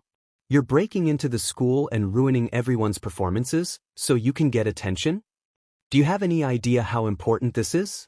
How much everyone has been looking forward to this? How could you ruin Aries' day, you selfish, idiotic? Anger. Togata? Senpai? Izuku put his hands up in a placating gesture. You need to calm down. Try to take a deep breath. Still cringing and clutching his arm, Togata tried to follow Izuku's advice, taking in a shaky breath, but the whips continued to writhe around, growing longer, moving faster. One lashed out above Izuku's head, carving a deep tear in the walls of the stall. The more the whips lashed out, the more scared Togata got. Get out, you need to get out. But Izuku couldn't get out, not without passing by Togata. He had one last chance. Izuku scooted just a step closer. Senpai, it's going to be okay, I am here. Togata's eyes, clenched shut from pain, opened just enough to look at Izuku in the eye. "What? Why are you?" I said. Izuku scrunched his face up, and in a move he had spent his entire life perfecting, yelled out with a deep, familiarly heroic voice, "I am here." It was probably the dumbest thing Izuku had ever done. And yet, as soon as he said it, and Togata stared at Izuku in bewilderment, the black whips shriveled up and shrank back into Togata's arm. Togata stared at Izuku, who still had his all-might expression up. After a couple of seconds passed, the upperclassman snorted. Izuku took a relieved breath of air as Togata laughed out loud. I can't believe that worked. What even was that?" "Well," Izuku clutched the back of his neck in nervous relief, "I don't quite know how your permeation works, but those black whips seem to respond to extreme stress or anger, so I just did what I thought would help calm you down." Togata chuckled a bit before leaning against the wall of the destroyed sphinx with a sigh. The two boys sat where they were, too exhausted to get up. "Hey, what's your name, Kohai?" Togata asked. "Midoriya Izuku." Izuku replied. "Togata Mirio?" Togata answered with a smile. "Though I guess you already knew that." He looked up at the ceiling, seemingly uncaring of his pants getting drenched by the spilled water from the busted sinks. Midoriya, he muttered to himself before snapping his fingers. "Oh, that's right. You're the Gen Ed student who's been helping my kuhais in first year. They've made a lot of improvements thanks to you." Izuku shrugged with embarrassment. "They're the ones who've put in the work, I just gave them suggestions." "I don't know," Togata answered with a chuckle. "I kicked their butts pretty hard at the start of the term, now they've been able to put up a decent fight. You should be proud of that, Kohai." Izuku smiled awkwardly. As the two calmed down though, Izuku remembered what he was originally concerned about. "Togata, are you alright? You sounded really upset earlier." Togata frowned, and then sighed. "Well, I guess you know my terrible secret." Togata pointed to a yellow bottle floating along the currents of the stream pouring out of the busted pipes. "I'm not a natural blonde." Izuku blinked, and Togata chuckled. "Hey, I'll make sure to tell the teachers that this is all my fault, but could you do me a favor and not tell anyone about my hair? It's kind of embarrassing for me." "Wait," Izuku interrupted. "That's not what I meant, you sounded dull." He pointed at the destroyed sinks.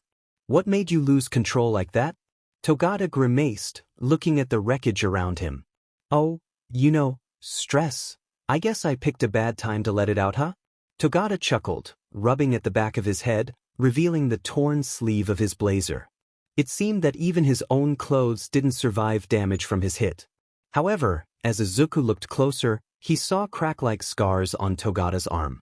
"You're hurt," Izuku shouted, pointing at Togata's arm. "Wah." Togata looked at his arm and reflexively grabbed it. "Yeah, just something that happens when I lose control like that. You don't need to worry." But Izuku was already getting up and tried to pull Togata upright, a hard task considering the difference in sheer bulk between the two of them. "We need to get to Recovery Girl." Despite Togata's protests, he allowed Izuku to shepherd him to the nurse's office, though with Izuku's own bruises, it was more the inverse. Recovery Girl checked the two out, starting with Izuku. Thankfully, the worst Izuku had experienced was some bruising on his back, which she gave him some ice and painkillers for, advising him to avoid strenuous activity for a few days. When she was checking Togata though, she didn't seem that shocked by the cracks on Togata's arm, even if the two were quite somber about it. Izuku just assumed that this was something that Togata had already been seen for. Thinking about it, Izuku realized that him stressing out about this probably just upset Togata more. As Recovery Girl left, Izuku saw Togata staring at his arm, now covered with bandages to cover up the scarring. "Midoriya," Togata suddenly spoke, getting Izuku's attention. "I hope that I'm not bothering you with this at all. There was just something that I heard." "Yes? What is it?" Izuku asked. Is it true that you're quirkless?" Suddenly anxious, Togata waved his arms around. "Don't get me wrong, I'm not asking as if I think it's a bad thing, or anything like that, I was just..." Izuku wasn't sure what Togata's opinion on quirkless people were like, but he didn't want it to be something that people freaked out about. He had become less self-conscious about his quirklessness, and didn't want to hide it regardless. "Yes, I'm quirkless." When Izuku saw how people reacted when they found out that he was quirkless in the past, they usually reacted in one of a few ways. Some people would react with discomfort, as if Izuku had said something embarrassing. Some would look at him with pity. Some would sneer at him. There were thankfully a few who simply didn't care. However, Izuku was certain that for the briefest moment, when Togata heard him say that he was quirkless, the upperclassman looked excited, maybe even hopeful. However, Izuku blinked and Togata looked mostly indifferent. I got to tell you, Midoriya, even people with powerful quirks were scared when they saw me lose control of Black Whip, but you actually came closer to me, Togata pointed out in respect. Thinking fast like that probably saved your life and kept a lot of people that might have been nearby from getting hurt, but why didn't you run away when I told you? Why did you come closer of all things? Izuku felt embarrassed at the question, reminding him of times when he had been judged for trying to get between bullies and their victims, but the way Togata was looking at him didn't feel judging. He looked as if he was legitimately curious. Well, Izuku shrugged. It's like you pointed out, with how quickly your quirk was acting up, I probably wouldn't have had enough time to get away. I get that, it's just, Togata looked conflicted, before speaking to Izuku again. When you were there, you looked like you were more concerned for me than you were for yourself. Izuku chuckled nervously. Yeah, I guess you just looked like you needed help and I fixated on that. Togata stared at Izuku for a moment, and then looked at his hand. Midoriya, do you want to be a hero? Izuku sighed. I used to. I've always admired heroes, how they make people smile and feel safe. I wanted to do that for most of my life. But, Izuku shrugged. I'm quirkless. No one ever really encouraged me to try to become a hero, and after a certain point, I just gave it up. But what about now? Togata asked. For some reason, Izuku thought he saw a look of urgency in Togata's eyes, but he blinked, and if his senpai was stressed out over something, he had hidden it within that minuscule moment. Is there any part of you that still wants to be a hero? Izuku was quiet, looking at the foot of his bed. He thought about the past year, and he smiled. Togata blinked, taken aback. You don't get me wrong, I still think heroes are great, Izuku explained, smiling brightly, but in the past year, I've found my own way of helping people, all based off of my own talent, rather than an ability that I wish that I had. I've found a way to be happy with my life, to be proud of myself. Izuku frowned, thinking about what had happened outside of his life, the villain attacks, and all of the injuries and deaths that other students had gone through. I mean, when I hear about all of the people who have gotten hurt, the students that were killed, I keep wishing that I was there, and that I could have done something to help them. Izuku's smile returned though as he thought about how grateful the hero students were to receive his help, but I have gotten to help people, even if I'm not a hero. I've finally found a way to be happy with who I am, without getting a quirk or becoming a hero. Izuku looked back at Togata, but was surprised to see that the upperclassman was looking away. After a moment, Togata sighed. You're a good guy, Midoriya. I'm glad you're happy with your life, Togata eventually said, turning and smiling at Izuku. Though for what it's worth, I think that you would have made a great hero. Izuku wasn't sure why Togata was saying this. He could tell that there was something bothering his senpai, but he didn't know how to help. Thanks, senpai. I would have liked working with you, he answered with his own encouraging smile. Togata looked back at his hands, thinking. After a moment though, he looked back at Izuku, his smile more genuine and hopeful. Actually, Midoriya, there might be something you could help me with? Later that day, after Izuku and Togata had left Recovery Girl's office and classes had ended, Togata asked Izuku to meet with him at a certain room. He went inside with Aizawa for a moment, and then gestured Izuku in. Inside the room, Togata was kneeling next to a little girl with red eyes, white hair, and a horn. Izuku recognized her from the picture taken at the 8 Precepts raid. Eri, this is Midoriya Izuku. I thought that he might be able to help you with your quirk. Eri was clearly nervous, clutching Togata close to her, watching Izuku warily. Not wanting to scare her, Izuku knelt down to her level, but kept his distance. Hi Eri, it's nice to meet you. Togata told me that you've been having trouble with your quirk, and I'd like to help you with that. Eri looked down away from Izuku with her arms still wrapped tightly around Togata. I don't like my quirk, it hurts people. Izuku hummed in understanding. Togata and Aizawa had briefed him about the dangers of Eri's quirk, rewind. The quirk allowed Eri to rewind living things back to a previous state, possibly to the point of rewinding them out of existence. I understand. Quirks can be scary, and they can be dangerous when people lose control of them. I work with a lot of students who sometimes have accidentally hurt people with their quirks. However, quirks can also help people a lot, like how Togata and all the other heroes use their quirks to help save you from the 8 precepts. Togata leaned in, grinning. You remember that nice Uraraka girl who helped Ms. Ryukyu, Eri? Midoriya helped her a lot with her quirk to make her really strong. He even helped me with Black Whip a bit. He gave me some advice that I think might help me to keep from losing control of it again. Eri's eyes widened in surprise, looking from Togata to this new stranger. She remembered how those tendrils had hurt Togata and had scared so many people at the festival. Could you help me keep my quirk from hurting people? I'd like to. Izuku responded, somehow smiling even more brightly than Togata.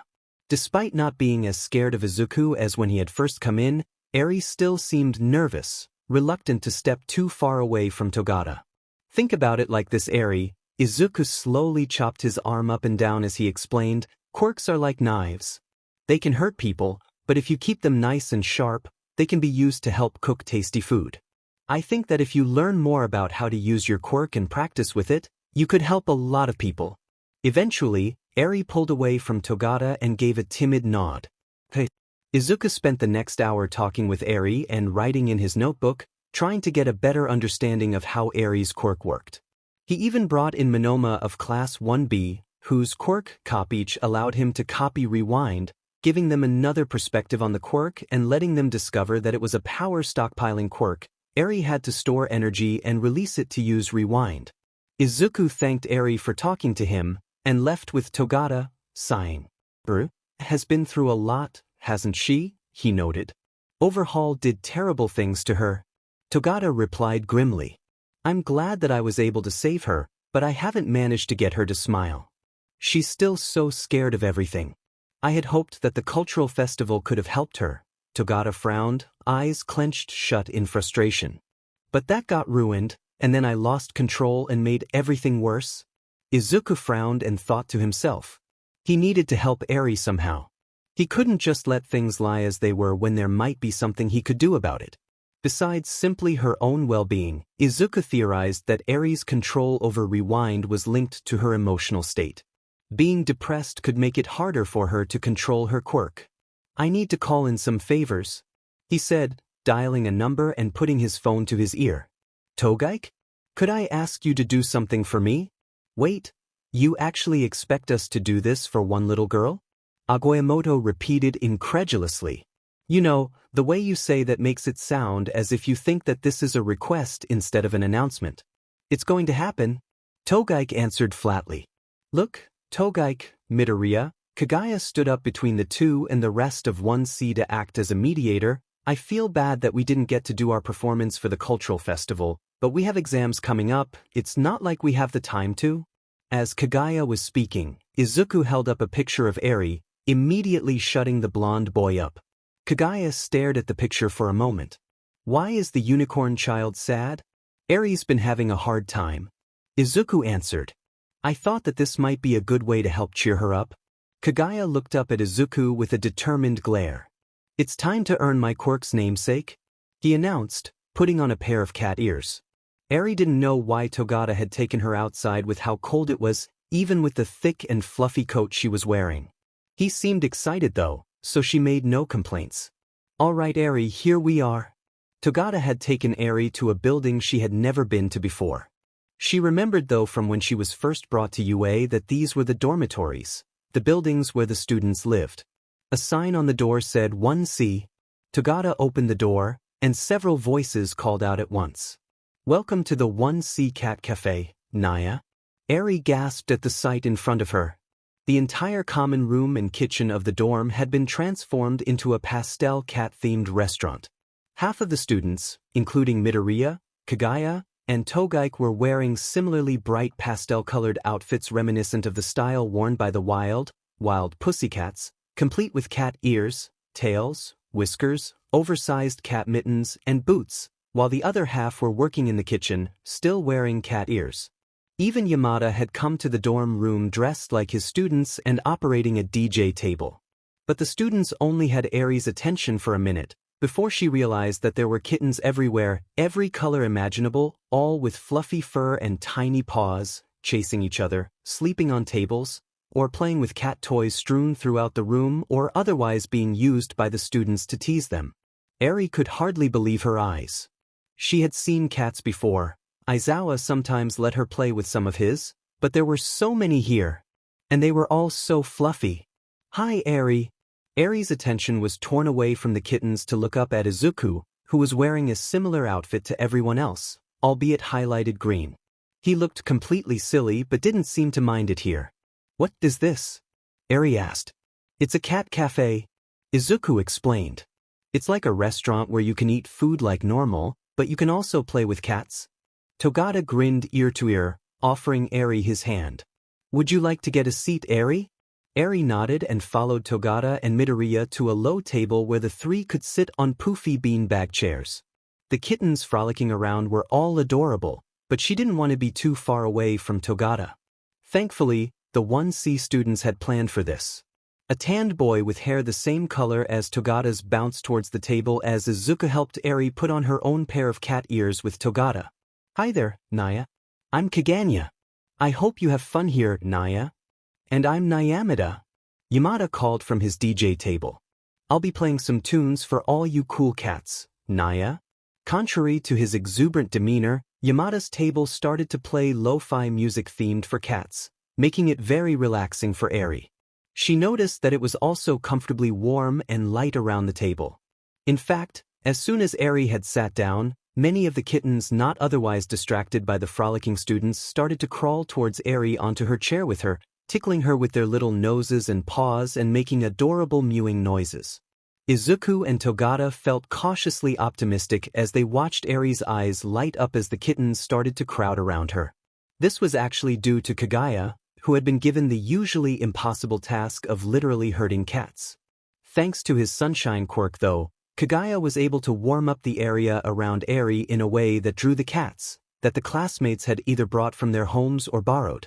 From an animal shelter, to her like a sunny spot through a window. Togaik walked up to the table with a notepad. "Hi there, Naya. May I take your order?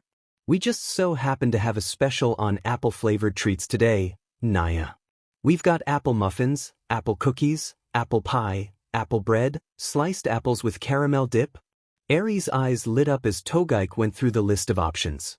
Togata and Izuku grinned at each other. Togata had told Izuku about Eri's favorite food, and 1C had essentially cleared out the nearby supermarket of all of their apples. They probably went overboard, realizing that they were going to be having leftover apple treats until they were sick of them for a while. Maybe using the picture of Eri to guilt everyone into doing this might have not been the best idea. "How about we start with 3 apple juices?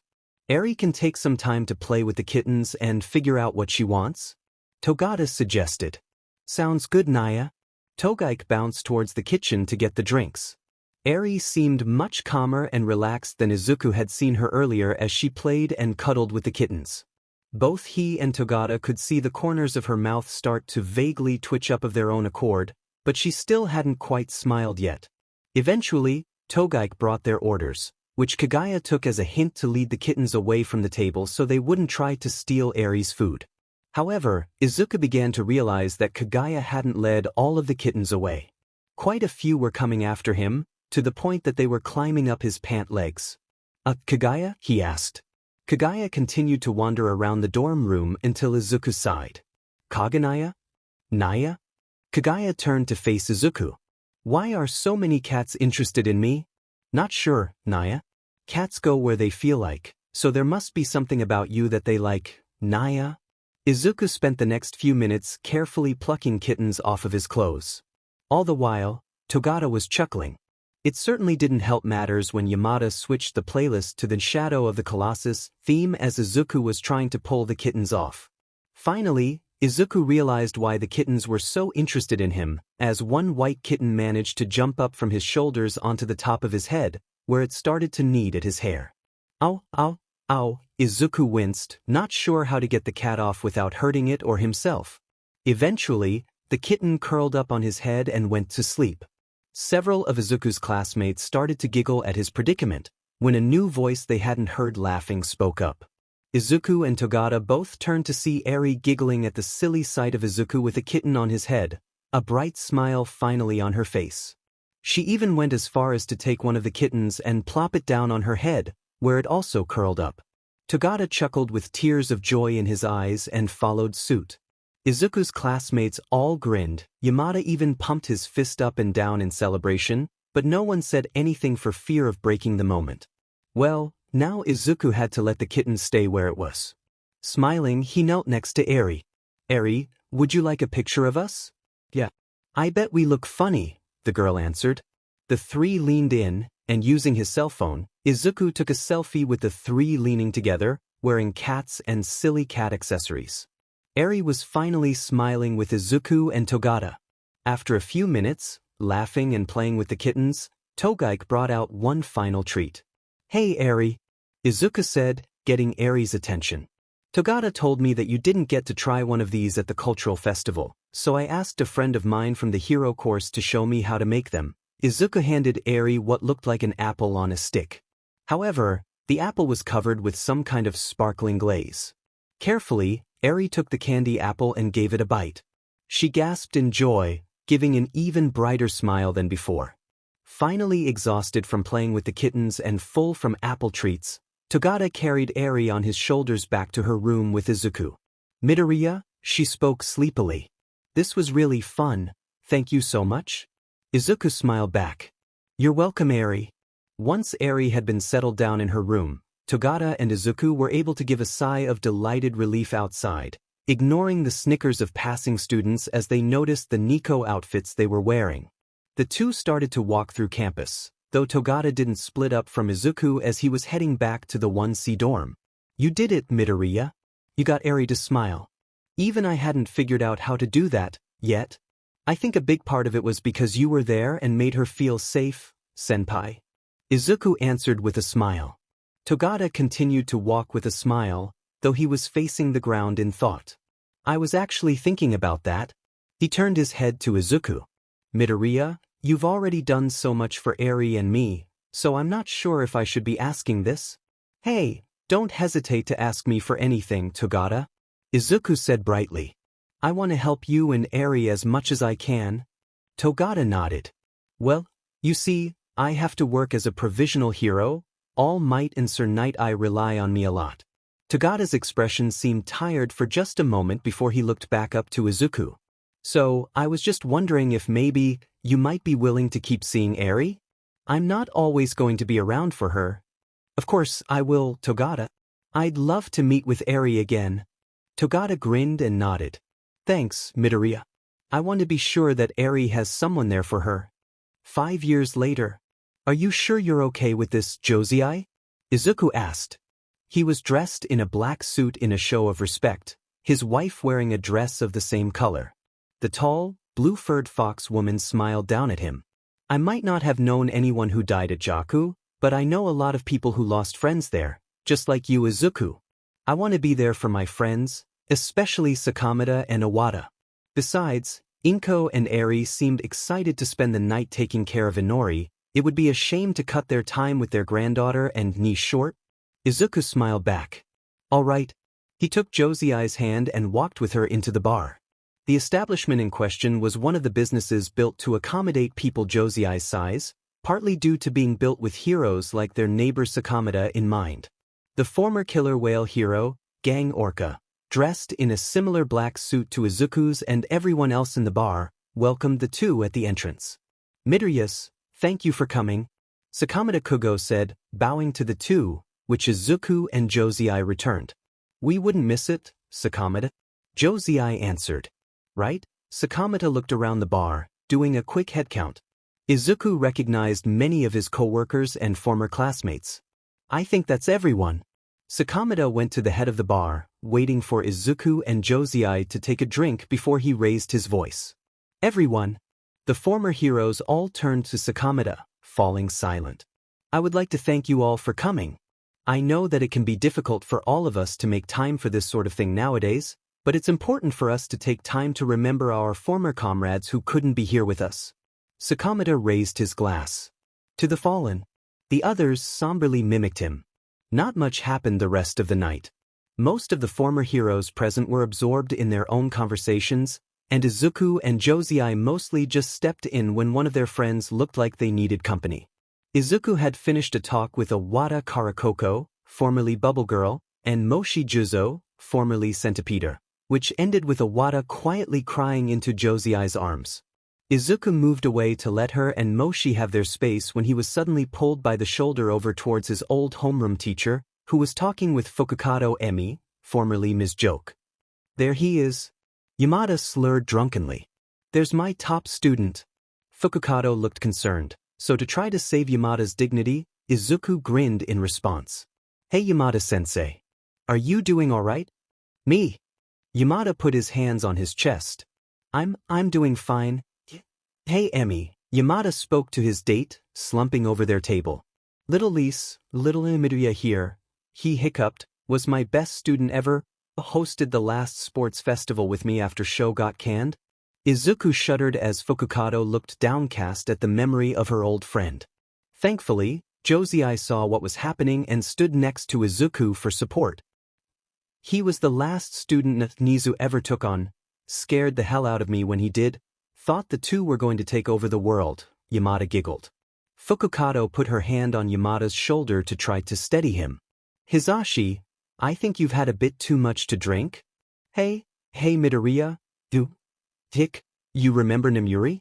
Yamada asked, seemingly not hearing Fukukado in his drunken state. Izuku and Fukukado frowned again at the reminder, as it looked like Yamada was spiraling further. Izuku nodded though, trying to smile and remember pleasanter times. Yeah, I remember Kiyama-sensei, he replied. She was pretty nice. She protected me from some kids who wanted to bully me when I was first starting out at UA. Yeah, she was great, Yamada slumped, a few tears dripping from his eyes. She was great. Suddenly though he grinned. Do you know that we dated for a bit? No, I didn't. Izuku answered quizzically. Yeah, we used to get pissed at Sho for expelling his classes and dumping them on us. So anytime he did that, we'd have sex his sleeping bag. Izuku, Josei, and Fukukado all blushed, scandalized while Yamada giggled, though in Fukukado's case it looked like she was trying to keep herself from laughing as well.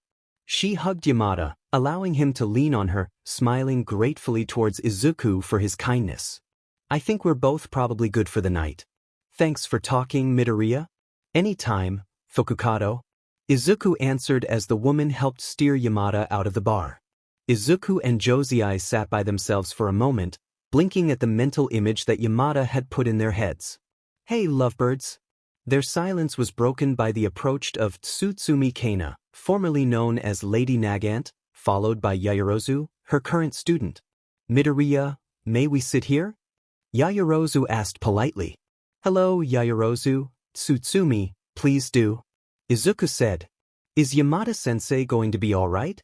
Yaoyorozu asked, looking in the direction of the swaying man as Fukukado helped to steer him away. I think he just needed someone to talk to. Josei answered. It's a tough day for him. She frowned. It's been a tough few years for him, really. He told me that he's thinking of retiring from teaching and sticking with his radio DJ work, but he wants to tough it out for a bit until things settle down. Yaoyorozu frowned. She hadn't been particularly close to Yamada, but she was still worried. You know, I sometimes worry what could happen with those two and their quirks mixing, but they seem happy enough. Tsutsumi observed. It's nice that they've still got each other. She smiled after the couple leaving the bar, but turned to Izuku and Josei. But that's not why I came over. Izuku and Josei frowned, leaning forward. Tsutsumi gestured towards the bar, where Sakamata was drinking alone. You two are next-door neighbors to Sakamata, right? Yes, Josei replied, smiling towards the man. He's the one who helped us find housing that fit my size, and he's been our best friend ever since we got married. Tsutsumi nodded and smiled. That's cute. He's a good guy. Thing is though, and maybe it's not my place to pry, but I couldn't help but notice he's been there a while. I'm pretty sure he's on his 7th scotch by this point. Izuku and Josei frowned in concern towards their friend at this. He wasn't making any noise or swaying, but when Josei smelled towards Sakamata's direction, her nose wrinkled some. Now, I hate to put a damper on your evening, Tsutsumi murmured towards Josei and Izuku, but if he does happen to have a problem walking, you're one of the few people who I think could help him home. Say no more, Josei answered, lifting her hand. We'll be sure he's okay. Izuku nodded. Sakamata's not the kind of man to get drunk, but we'll talk to him. Thanks for letting us know. Tsutsumi nodded and chatted with Yaoyorozu some more while Izuku and Josei walked over to the bar. Hey Sakamata, are you doing all right? Sakamata picked his head up from his glass, lifting it in a short greeting. Tsutsumi asked you to check on me? Izuku nodded.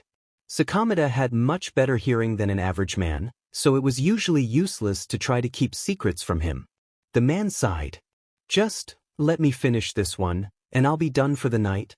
Sakamata continued to sip from his drink, though Izuku and Josei weren't in a rush, and ordered some ginger alesh so Sakamata wouldn't feel pressured to leave before he was ready. Is there anything you want to talk about, Sakamata? Izuku asked. The man looked at Izuku, and then down to the bar table. Everyone here has some regret for what happened that day. Another hero taking a hit that was meant for them, running away and leaving others behind, maybe just on quitting heroics altogether. Izuku and Josei were silent, waiting for Sakamata to continue.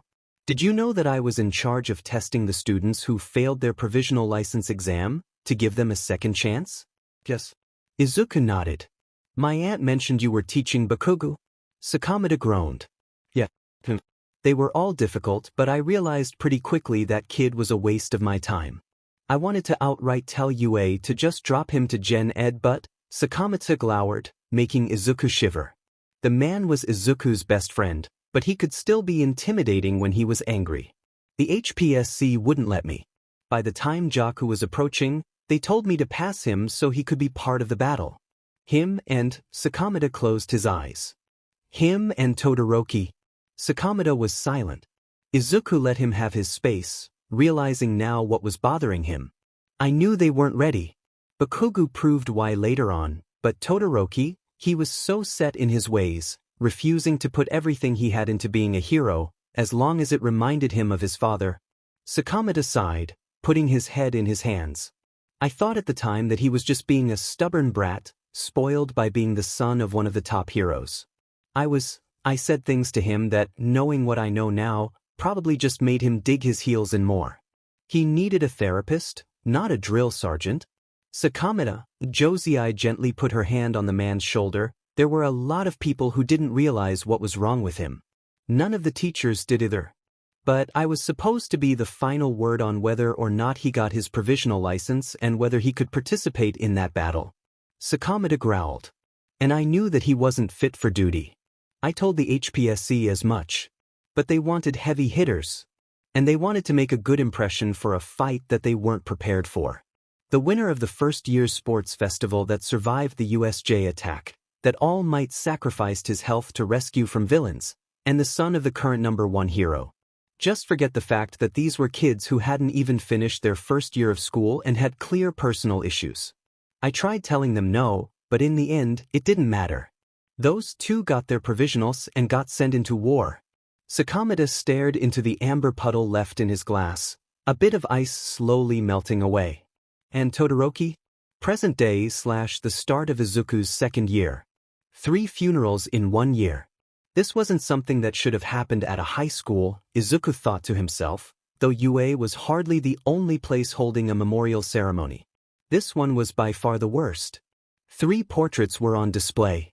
The first, Kayama Namuri, known to most as the pro-hero Ms. Midnight, but known to Izuku and his classmates as their modern hero art history teacher, murdered by villains from the PLF while trying to stop the rampaging Gigantomachia.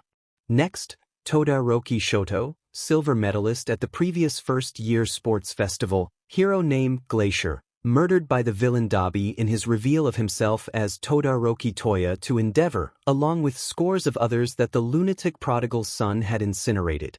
If the stories were anything to go by, Todoroki refused to use his fire even until the end, likely contributing to his death.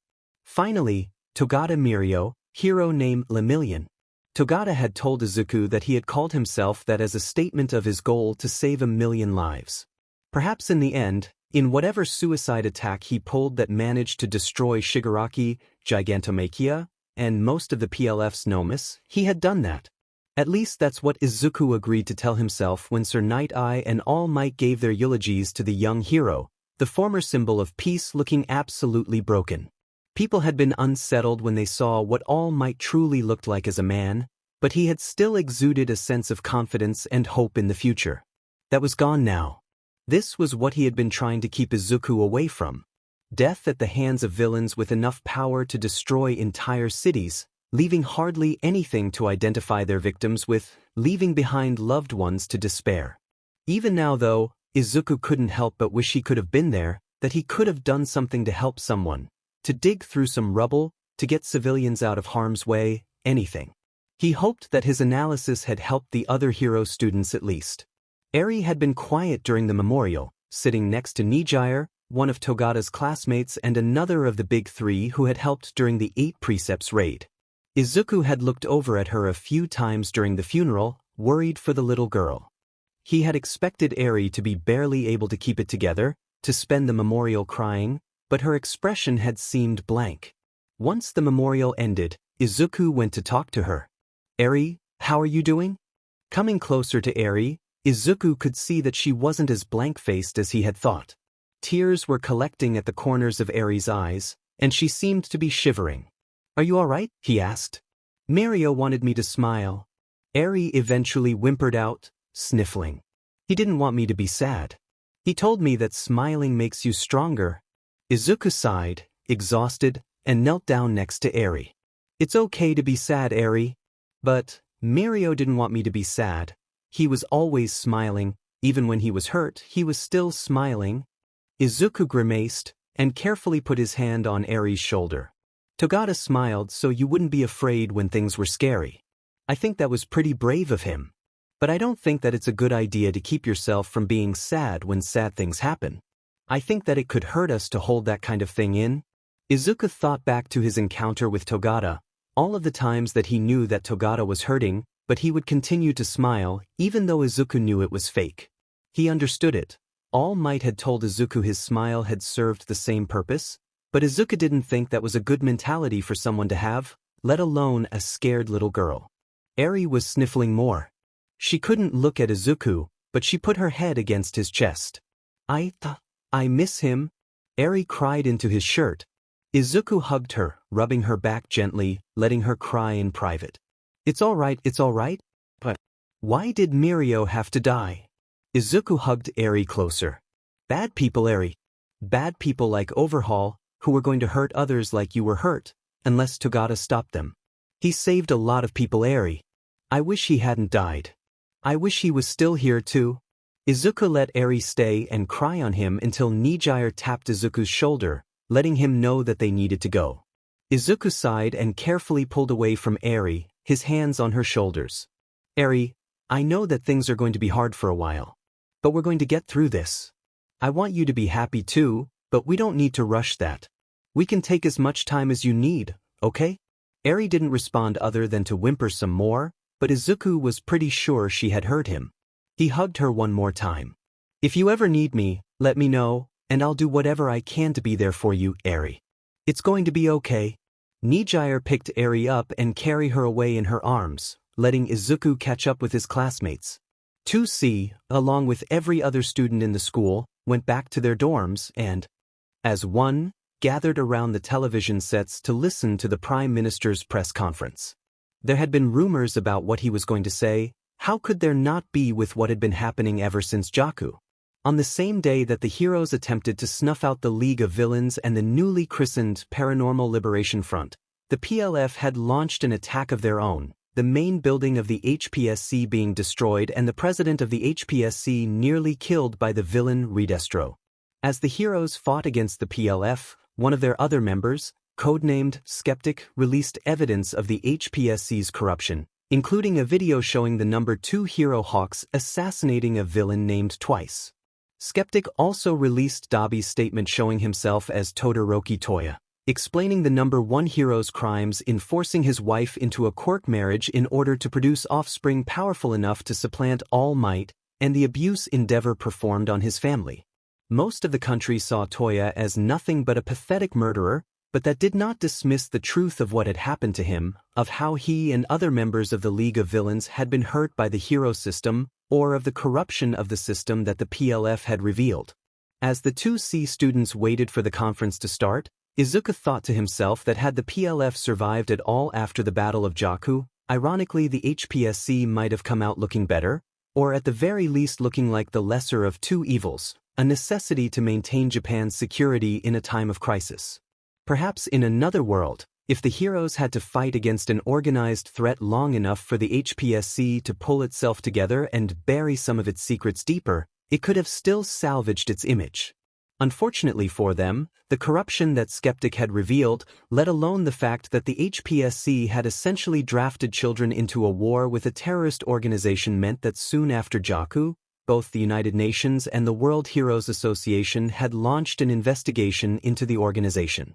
The bad publicity that Jakku had brought to the heroes, coupled with how Redestro and Skeptic's attack had punched a big hole in their cybersecurity, had allowed the international investigators to unearth far more devastating secrets. Prolific use of blackmail, bribery, institutionalized sexual harassment, undue influence over government figures. Endeavor was hardly the only hero involved in a quirk marriage, familial abuse, or even the cover-up of the death of a family member. The most shocking revelation was of the fate of the former pro-hero Lady Nagant, whom the HPSC had used as an assassin of villains and corrupt heroes. When Tsutsumi Kana attempted to protest, she was threatened with death, leading to her killing the former HPSC president.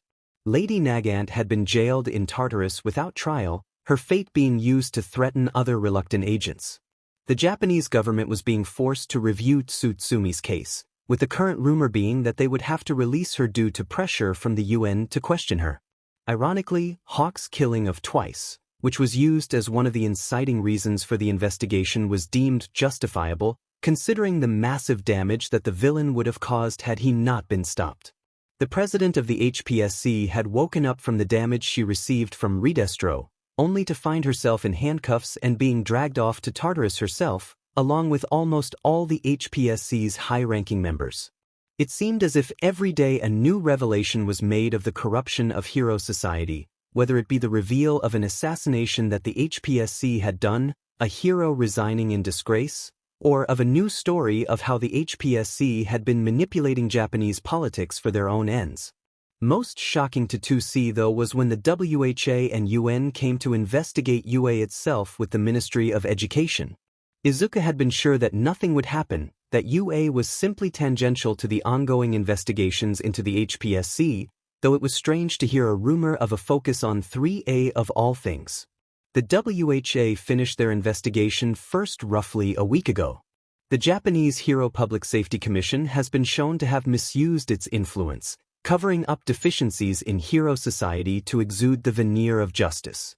This facade has been maintained through systematic corruption and intimidation, acts which it was its duty to fight against. This corruption furthermore has been subtly spread to almost all aspects of life within Japan, from its top government to its education systems, encouraging a systematic prejudice against heteromorphs, individuals with quirks deemed villainous, and individuals with weak or no quirks, all the while granting license to those with powerful quirks to act with impunity. The WHA has regretfully concluded that the Japanese HPSC is corrupt on a fundamental level and cannot justify supporting such a regime. It is the decision of the World Heroes Association that Japan's membership be suspended.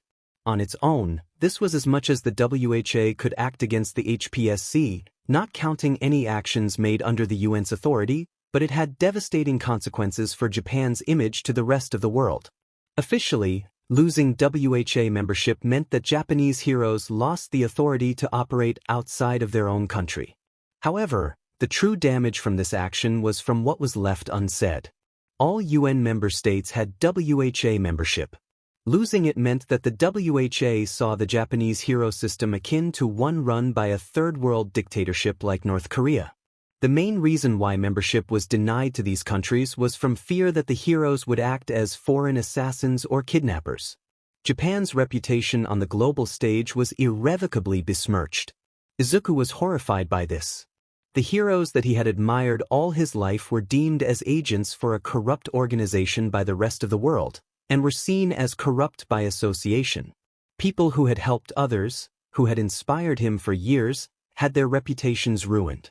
It was a slight that Izuku and his classmates had not even begun to fully comprehend even as the Japanese government announced that it would address these findings. The Prime Minister was never a particularly impressive man, and even now his brow visibly glistened with sweat. It made sense considering how there was still an ongoing investigation from the UN as to the HPSC's influence over him and his government. The fact that the HPSC had soaked up so much of the government's funding that would have gone to the JSDF being cited as one of the reasons why Jaku went so badly. The man cleared his throat and spoke. Though the UN investigation is still ongoing, the findings it has brought to light so far have been deemed requiring immediate response. Due to the decision of the WHA to withdraw membership from Japan, and the reveal of how badly our hero system has failed to uphold justice and order, it is the decision of myself and of Parliament to dissolve the HPSC and to integrate our pro-heroes into Japan's police force and emergency services. And that was it. That was what everyone in Japan realized was the death of heroes. For some time, Izuku and the other students, though maybe it was just everyone in the country, walked around in a haze. Heroes, the basis of their society, were gone, and seen by many throughout the world as a disgrace. The dreams of many, their fantasies, their idols, their ability to live a normal life without fear, were no longer there. People would gradually realize the effect that this had on their security and their economy later on, but simply on a pure psychological level, one couldn't comprehend what that did to someone. For weeks, months, and even years afterwards, people would be working, walking, or just standing waiting for a train, when suddenly they would break down crying, feeling the loss of their safety, their stability, their dreams. But life had to go on, however hard it might be. People still had to work towards the future, to try to make something of themselves. In a bizarre way, Izuku and the other general education students had the easiest time out of everyone in UA.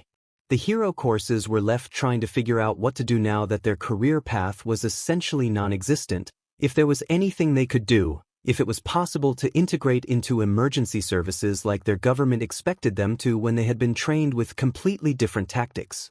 The support courses had lost their clientele, and had to figure out what to do with all of the tech and materials that they had on hand and how to apply it to whatever society was going to turn into. Maijima Higuri, formerly known as Power Loader, had to completely revamp his course to try to find some new way to reapply the work of his students. Even more so than the hero course, the management courses were left floundering. The hero students at the very least had training on how to use their quirks, even if the methods had to change. The support courses' work could be reapplied to different fields with a bit of tinkering. Management, however, was completely centered on the business of heroes themselves, marketing them to the public, creating merchandise, trying to make them popular. The course had become so specialized over the past few decades that the students had no other focus. Many management students dropped out or transferred into general education before the department could be remade into a more general focus on business. General education, though, didn't have any actual focus on heroics, so the curriculum didn't have to change at all. For Izuku and his classmates, they still had a definitive future ahead of them and the security to pursue it, security which was severely lacking outside the walls of UA. Eri? It's Izuku. May I come in? After a moment, Izuku heard Eri's quiet voice. Hey. Izuku opened the door, seeing Eri sitting on her bed. He wondered if she had moved from there the entire day. He hoped that she was at least eating. May I sit with you? Eri briefly looked up at Izuku before nodding. He sat next to her on the bed, and didn't say anything else. She didn't seem like she wanted to talk. Eri's circumstances had become much more difficult than anyone had originally anticipated. As the new school year began, Izuku realized that Eri had lost much more than Togata. Heido Nijire and Amajiki Tamaki, Togata's former fellows in the Big Three had been helping to take care of Eri and still tried to visit her as often as they could. However, riots and villain attacks had sprung up on a near-constant basis after the breakdown of the HPSC, law enforcement was stretched thin, and the two were needed to assist whoever was trying to maintain order as soon as they had recovered from their injuries from Jaku, limiting what free time they had. Uraraka and Kirishima, who had also participated in the 8 Precepts raid, had visited Eri as well, but they had issues all their own. Both were still dealing with the trauma of being in battle and trying to handle a vast shift to their class curriculum brought by their new homeroom teacher. As such, Izuku had become Eri's main source of socialization. Togata had joked with Izuku that he had become something of a therapist for the students he had been working with, but Izuku oftentimes had no idea how to help Eri. When she was willing, he'd talk to her, help her learn how to improve her reading and writing, play games with her. He had been teaching her how to play chess, but most often she was quiet and still like this. Sometimes Izuku could get her to draw or practice writing or reading, but he sensed that she wasn't feeling up to that today. He felt scared, worried that Eri was regressing to a state she had been in when she was being tormented by Overhaul. As Izuku was stressing about this though, he felt a small, warm presence on the fingers of his right hand. He looked down and saw that Eri had timidly taken hold of his right index finger. Smiling, he folded his hand around hers. The two didn't say anything else for the remaining time Izuku was there. He didn't press her to. For now, Izuku would just make sure that Eri knew he was there for her. Okay Eri, show Mr. Nezu what you've been practicing. Izuku hoped that Eri wasn't nervous as she nodded to him and Nezu as they observed her from the other side of the room. She turned to a plate with a rotten apple on it and put her hands out. Her horns started to glow, enveloping the apple in a white light. The apple's brown spots started to turn red as the fruit was being restored to its fresh state. However, Eri began to cringe, and the energy from her horns started to fluctuate. The apple she was working with started to fade from red to green and shrink. Fortunately, this was something Izuku and Eri had planned for. Are you able to stop Eri? Eri winced, trying to get rewind under control. The apple stopped shrinking noticeably, but Eri's horn was still glowing. It can't, she admitted, still facing away from Izuku and Nezu as she was focusing on the apple in front of her. That's okay, Eri, Izuku said calmly. You know what to do. Eri nodded and pulled out a stress ball, shifting her focus away from the apple. As she glared and squeezed the ball, the apple she had been previously focusing on stopped shrinking entirely while the ball glowed. After a few seconds though, Eri's quirk stopped fluctuating and the glow subsided. How are you, Eri? Izuku asked. I'm okay. My horn isn't hurting me anymore. She answered. May I come over? Eri nodded, and Izuku walked over beside her, observing the apple. It was no longer red, but it was still in a distinguishable apple shape. Izuku pulled out a book on farming, and he and Eri looked at pictures showing the growth of a red delicious. Alright, it looks like this apple was rewound by 2 months. You're doing a lot better controlling your quirk, Eri. Eri frowned though as she looked at the apple. I made it green though. It's still a great improvement, though, Izuku pointed out, closing the book. And besides, that wasn't really the point of what we were doing here, anyway. I must agree with Midoriya, young Eri, Nezu declared, applauding her efforts. Your quirk will require more time before you can use it practically, but the fact that you were able to redirect Rewind's energy away from the apple before it could be damaged too much is quite the accomplishment. Eri fiddled with the stress ball in her hands. Izuku told me that my quirk's only dangerous to things that are alive, so if I can point it to something that isn't alive, it can't hurt anyone. It's a lot easier to use now. Essentially firing your quirk. Into the sand, I see? Very good, Eri. Very good. Nezu responded, smiling. Eri didn't quite smile back, but she didn't shrink away either, which felt like progress to Izuku.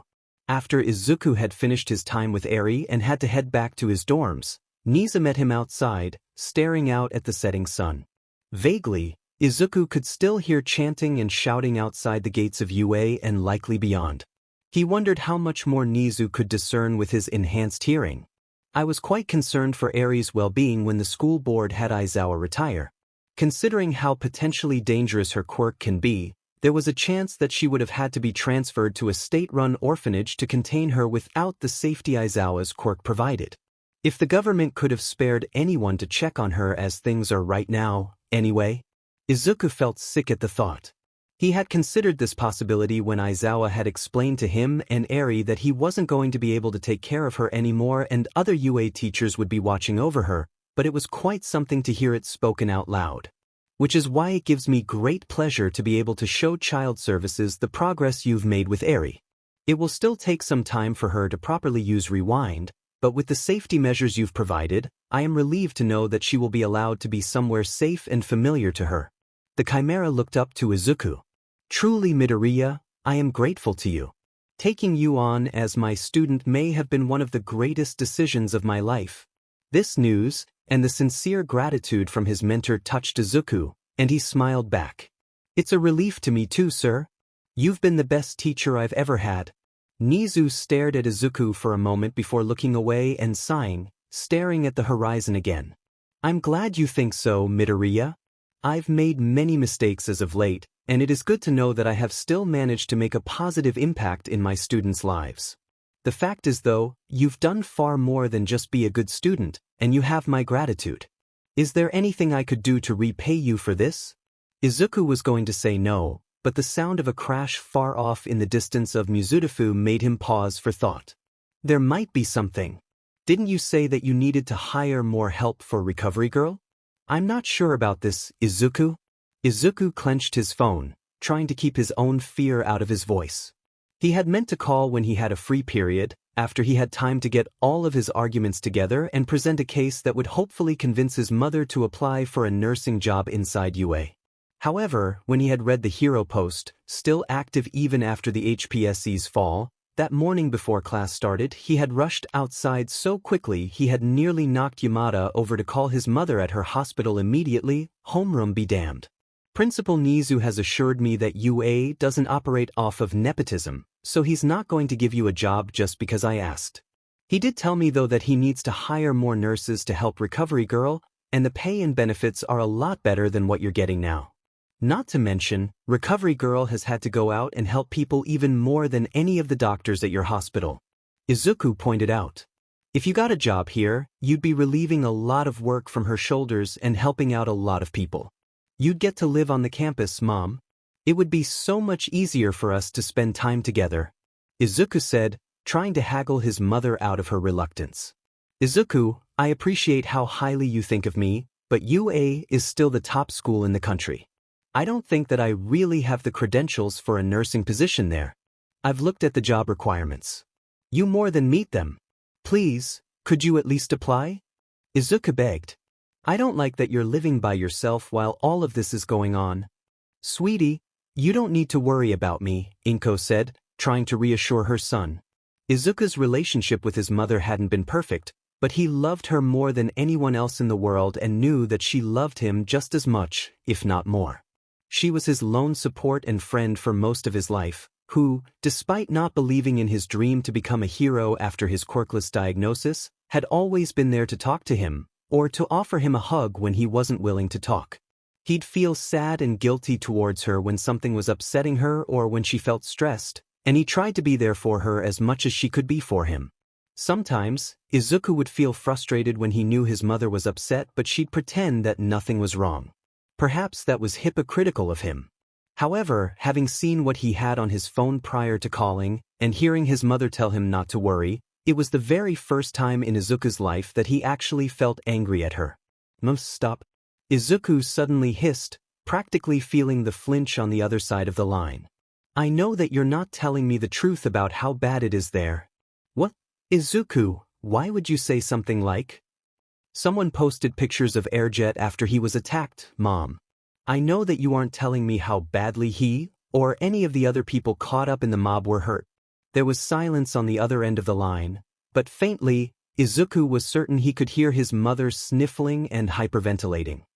He knew she was scared and stressed out. When he had seen the post, Izuku almost had to throw up. Airjet had responded to a villain attack, only to arrive as the criminals were exchanging fire with a group of civilians armed with illegal support gear. The vigilantes hadn't been properly trained to handle their equipment, catching several bystanders in an attack. This had resulted in the firefight going even more out of control and sparking a panicked mob. When Airjet had tried to intervene, one of his legs was severed at the knee by a stray attack and he was trampled by the rampaging crowd before an ambulance managed to pick him up and drive him to the Muzutofo hospital. Izuku took a breath to try to calm himself down. I don't want you to get caught up in something like that, Mom. You would be safer here, please. I just don't want you to get hurt, he begged, finally having an idea of how scared his mother was when she agreed to let him live at the dorms in UA. Finally, she relented. Okay, Izuku. If you're really that confident that I can get the job, I'll send an application. Nezu had indeed warned Izuku that he couldn't just give his mother a job, she would need to go through the proper channels for the nursing position.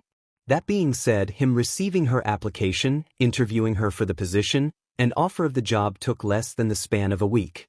Izuku felt so grateful to Nezu for giving his mother the job that when he was asked to help out in the sports festival, he readily agreed. Testing, testing. Midoriya spoke into his microphone one last time into the empty stadium. All right, looks like you've got a handle on the controls, Midoriya. Yamada said from his seat next to Izuku in the announcer's booth. We should be ready for the festival next week. Thank you, Yamada-sensei. Izuku replied, bowing to his teacher. Yamada gave Izuku a small, albeit strained smile before staring out over the empty stadium. Present Mick's almost ever-present grin was missing now, and Izuku was stuck in an uncomfortable silence. He was about to say something when Yamada spoke again. I really got to thank you for doing this for us, Midoriya. It's a big help. We want to make this a good sports festival, go out with a bang, you know? Izuku blinked, feeling nervous. What do you mean? Is this going to be the last sports festival? He asked, voicing his concern over a rumor he had been hearing. Yamada was quiet again before he answered. No, we'll still have sports festivals in the future, just not anything like this. He gestured towards the stadium, nothing here, nothing televised, just more like what other schools do. Oh, well at least there's that. Izuku tried to be positive. His attempts didn't seem to work, as Yamada was still staring out into the stadium, an empty look in his eyes. You doing all right, Midoriya? Yamada asked vaguely. I know things have been rough for everyone. Me? Izuku thought about the mass of protesters outside UA that his mom had to fight through just to get into the school. She got in though, and she was safe. She seemed happy, mentioning how grateful recovery girls seemed to be for the help. I'm doing all right. It's great to have my mom in UA where it's safe. That's good, Yamada answered. The former hero still seemed out of it. It's also really nice to know that we're all still here. Izuku added, trying to cheer his teacher up. I was kind of worried that UA might, close down with what happened to the HPSC and whatever the investigation into the school was about. As bad as things have been in the rest of the country, UA's been the best time of my life, and I'm really grateful to you and Nezu for helping me figure out what I wanted to do with myself. You've been a really great teacher. Finally, Yamada looked at Izuku, but his expression didn't change and he looked away again. You think I'm a great teacher, huh? I do, sensei. No one ever gave me a chance before you, no other teacher ever made me feel proud of myself or that I was anything other than in the way. You are a great teacher, Yamada-sensei. Yamada's expression cringed. Then why do I feel so shitty? Izuku had no idea how to answer this. He knew that Present Mike was friends with Ms. Midnight and Eraserhead, so he imagined that having one die and the other retire would be tough on him. Yamada pinched the bridge of his nose, as if he was frustrated for breaking down like this in front of a teenager. I'm sorry, I shouldn't be putting this on you. It's just, being here, makes me think of all of the times in the past where I was the announcer for the sports festival with Shota, thinking about the good times, you know? But now, I'm just wondering if those times were really as good as I thought. All the times that I blew off my own class for the hero students, the times that I made a kid look good for the crowd even if I knew they were rotten, and I've been finding out about what happened to a lot of the kids that I didn't hype up. Izuku blinked, curious. What do you mean? Yamada leaned back in his seat, sighing in exhaustion.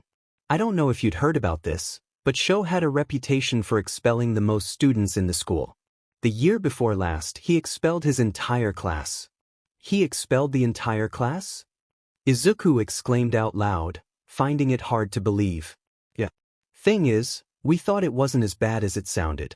Usually, he'd have all of his expelled students transferred to Gen Ed, basically putting them all on Nemuri and me, Yamada added bitterly. He treated it as giving them a wake-up call, making them take heroics seriously before transferring them all back the next year. He tilted his head towards Izuku while he was still facing the ceiling. Sho and I had this friend when we were students, Oboro. Great guy. He shuddered, clenching his eyes as if in pain. He sighed before moving on. He died while we were out on the field. It hit Sho pretty hard. I think that's why he was so harsh on his students. I didn't agree with him, but I didn't argue with him about it either. I guess I made myself think he had a point. I mean, they got back into the hero course eventually, so it should have been fine, right? Izuku could detect the underlying sarcasm. He dared to ask a question. But, if he expelled his students, didn't that mean that they'd still miss out on a whole year of training? Yamada sighed again, eyes shut. Yeah, they did. But that wasn't the biggest problem. See, even if they were allowed back into the hero course, they still had black marks on their permanent records. I found out during the investigation that it makes it really hard for someone to get a decent job, even if they graduated from UA. Heck, especially if they graduated from UA, it's not like anyone can look at someone that got a black mark from a top school and see that as a good thing. Agencies wouldn't take them seriously, and if they tried to get a job outside of heroics, they had to deal with a black mark and the fact that they hadn't been trained for anything else. Yamada leaned forward, his head in his hands and his elbows set on his knees. The investigators told us about what happened to the kids Sho expelled. Some of them got kicked out of their homes. Some became homeless. Some committed suicide. Some were a Jaku, fighting for the PLF. Izuku was shocked and felt sick to his stomach. He wondered, how much had he dodged by not applying to the hero course? It sounded as if he had somehow passed the entrance exam. Things would have turned out worse for him if he had ended up in Aizawa's class. Izuku had a feeling that a quirkless kid like him would have been the perfect scapegoat to get everyone else to behave. Sho, he only retired officially, but that was just the board being as nice as they could because of his injuries. No one's going to let him take a teaching position, and since he lost his leg and an eye, he couldn't be a hero anymore even if the HPSC was still running. I hate to admit it, but considering what's happened, he got off easy. I'm sorry that this happened. It sounds like he was a good friend of yours, Izuku tried to mumble out timidly. Yeah, well, maybe that was a problem all its own. Yamada suddenly shouted, making Izuku flinch, though his teacher went on. I went along with what he said. We all did, even if I thought it was unfair. We let this all happen on our watch. We let all of those kids down. And how else have we been screwing everyone over? Having an entrance exam that focuses on big, flashy quirks, having a sports festival and acting like we're being inclusive and giving the other students a chance to get into the hero course even though it still caters to the exact same kind of quirk?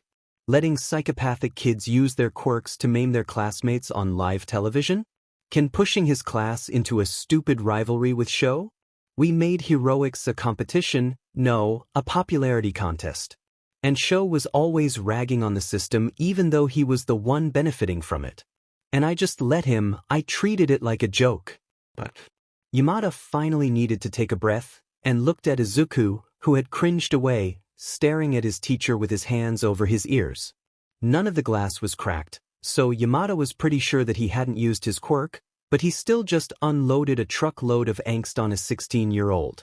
I'm sorry, Midoriya. I shouldn't have been shouting at you like that. This doesn't have anything to do with you. Still wincing a bit, Izuku pulled his hands away from his ears.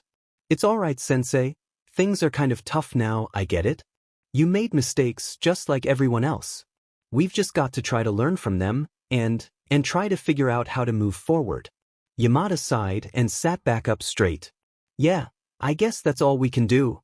Yeah, Izuku went on, a bit more encouraged. Let's do our best to make sure everyone has fun at this sports festival, plus ultra.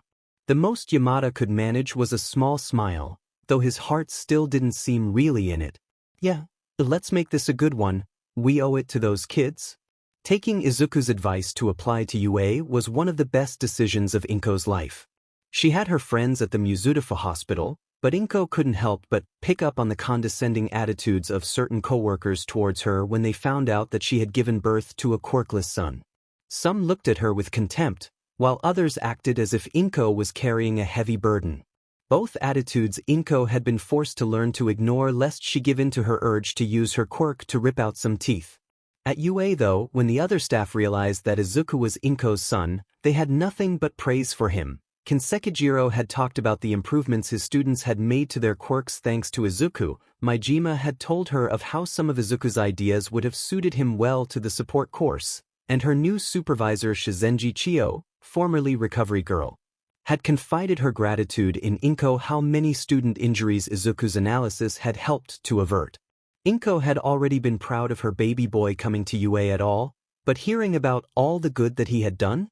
Frankly, she doubted that he could have done as much even if he had gotten into the hero course, and he had shown himself to be so much more than even she had come to admire. Besides that, the work was a nice respite. In the days after the HPSC's fall, it was all Inko could do to get home to get some sleep, overwhelmed by severity and the sheer number of injured being brought in as a result of all of the panic and anger that seemed to permeate society now. It was the worst when a former hero was brought in.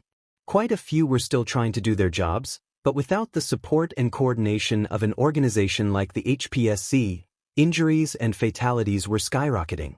Heroes couldn't rely on anyone to redirect support towards their location when things went bad, and equipment that they had come to rely on now no longer had HPSC-paid technicians to maintain.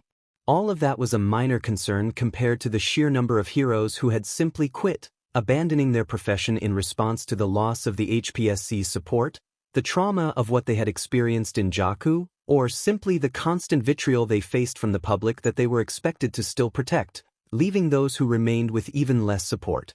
So when heroes were brought in, their injuries were often quite dire.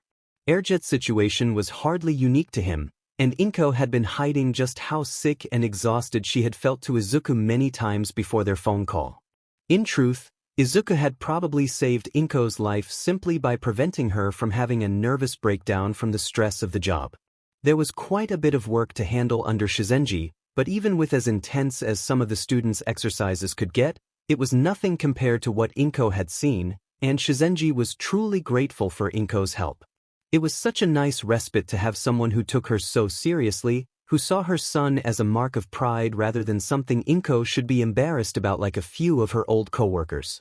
Another benefit was the more regular hours working at a school nurse's office compared to the hectic pace of a big city hospital, which often meant that Inko was called in to work late shifts.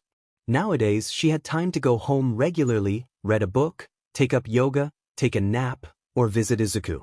It was sorely tempting for Inko to visit Izuku at every opportunity, though she restrained herself from embarrassing him too much.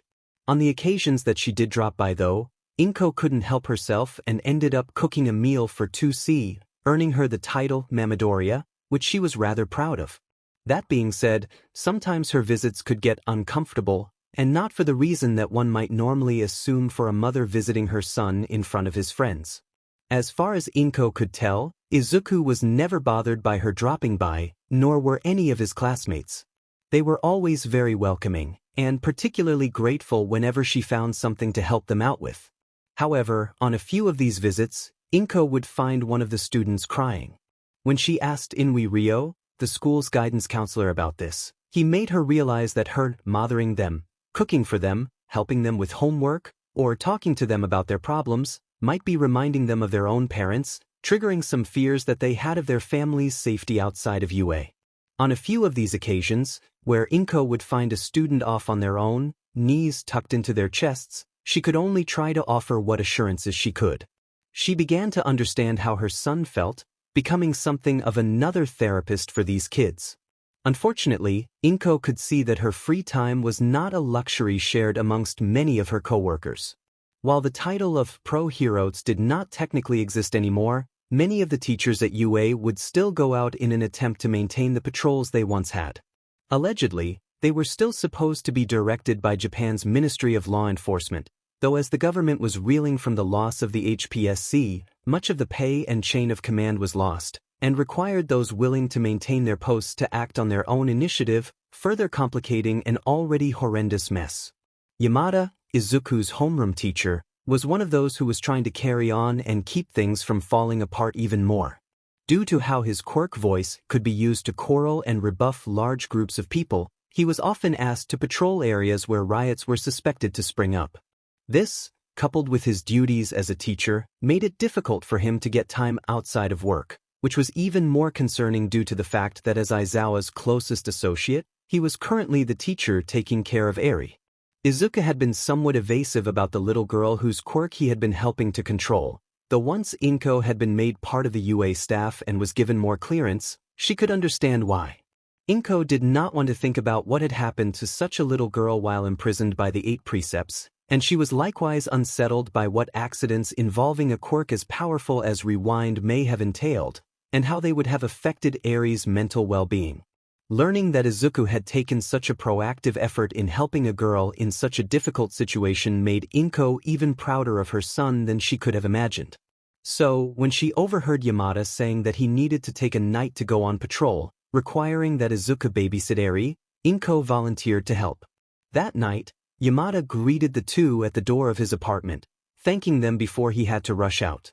Inko tried to stay calm, having been warned by Izuku that Eri could be wary around strangers. Thankfully, while the little girl was keeping her distance from Inko as Izuku knelt next to her, she wasn't looking at Inko in fear as far as she could tell, even seeming somewhat interested at Inko's appearance. Also, maybe Inko was just being a little over-emotional, but Eri looked like the most precious thing in the world. Eri, this is my mom. I think Yamada-sensei told you about her? She's going to be helping me take care of you tonight, Izuku said, gesturing towards Inko.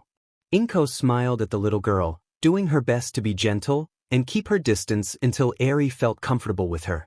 Hello Eri, it's nice to meet you, she said, nodding. Eri still seemed somewhat wary, staying close to Izuku, but she wasn't hiding either.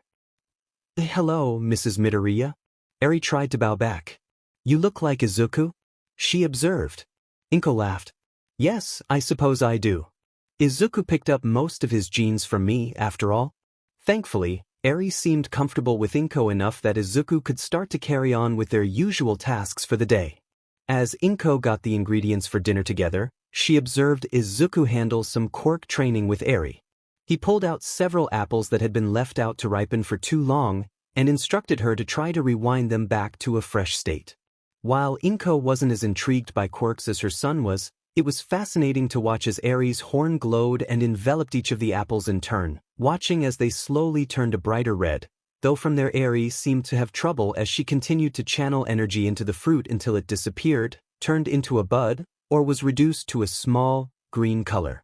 Being a nurse, a part of Inko's mind that she had passed on to Izuku excitedly considered the possible applications Eri's quirk could have. She could heal almost all injuries, cure all diseases. If Eri could learn to fine-tune her quirk enough, she might be able to target specific cells such as cancer or to repair genetic damage. However, it was clear that Rewind could take a lot of energy, as despite not moving from her seat, Eri looked exhausted after the endeavor. Inko felt for the little girl. She couldn't imagine how difficult it could be to live with such a finicky and potentially dangerous quirk. Her own attraction of small objects was extremely simple in comparison. After Eri had made her attempt on each of the apples, Izuku praised her, pointing out how she hadn't needed to redirect her quirk at any point, though the little girl still seemed disappointed in herself. Pausing in her preparations for just a moment, Inko brought an apple juice box over for the little girl. Here, Eri, you look tired. Eri's look of disappointment faded. Thank you, Mrs. Midoriya, she said before gratefully sipping on the juice.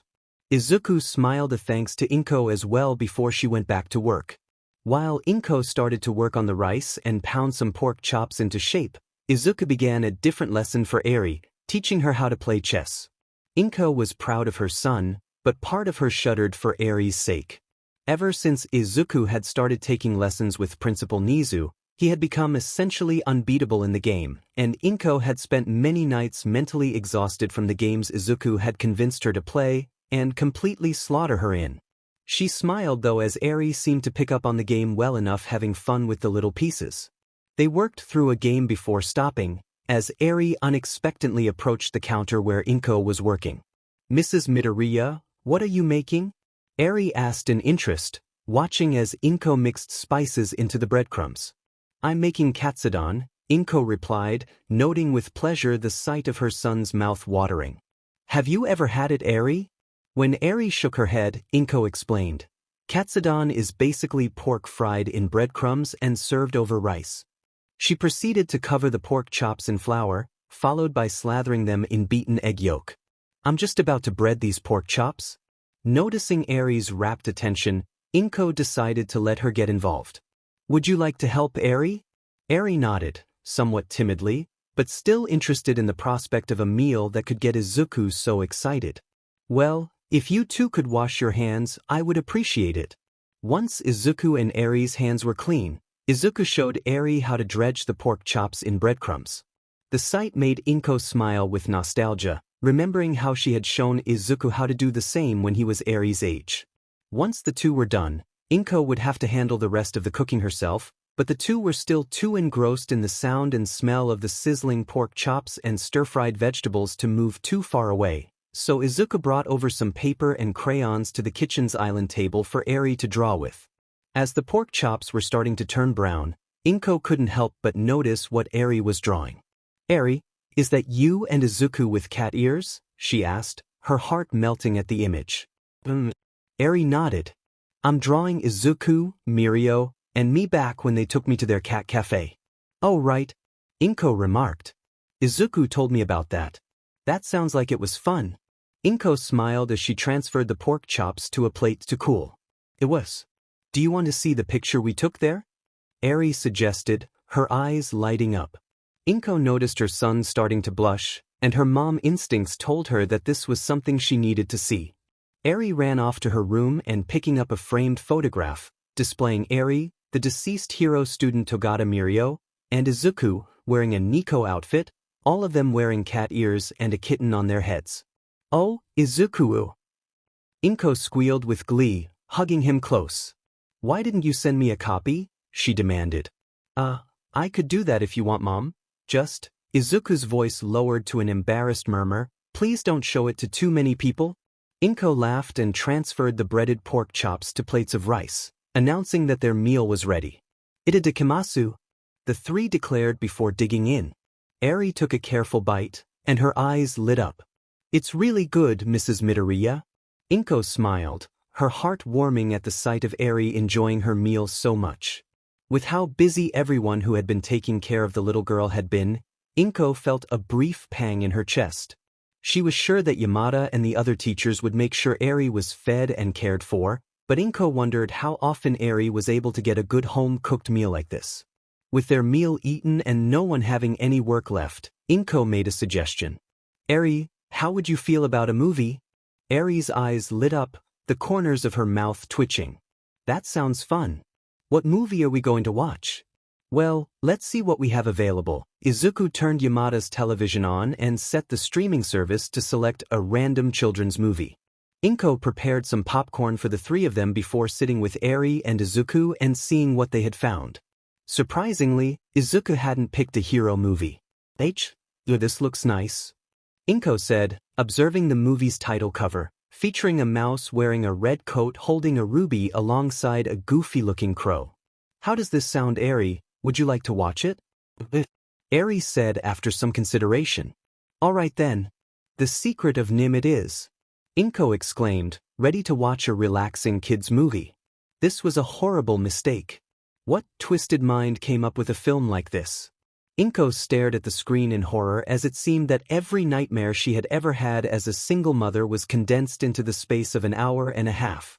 It was bad enough watching a widowed mouse's home, holding her sick infant son, nearly get torn to pieces by a plow, but then Mrs. Brisby barely avoided getting eaten by a giant spider, a demonic cat literally named Dragon, nearly decapitated by an insane rat, and now her home was sinking into a mud pit with her children still inside. It took all of Inko's willpower not to scream at Justin to let Mrs. Brisby go and save her children as she was trying to claw her way out of his grip. The movie ended with her managing to save them, but good grief, she was going to have nightmares from this. Then it began to hit her that Eri had just sat through all of this as well. She turned to her side and saw that Eri was sitting unmoving, staring at the screen. What had she just had this little traumatized girl sit through?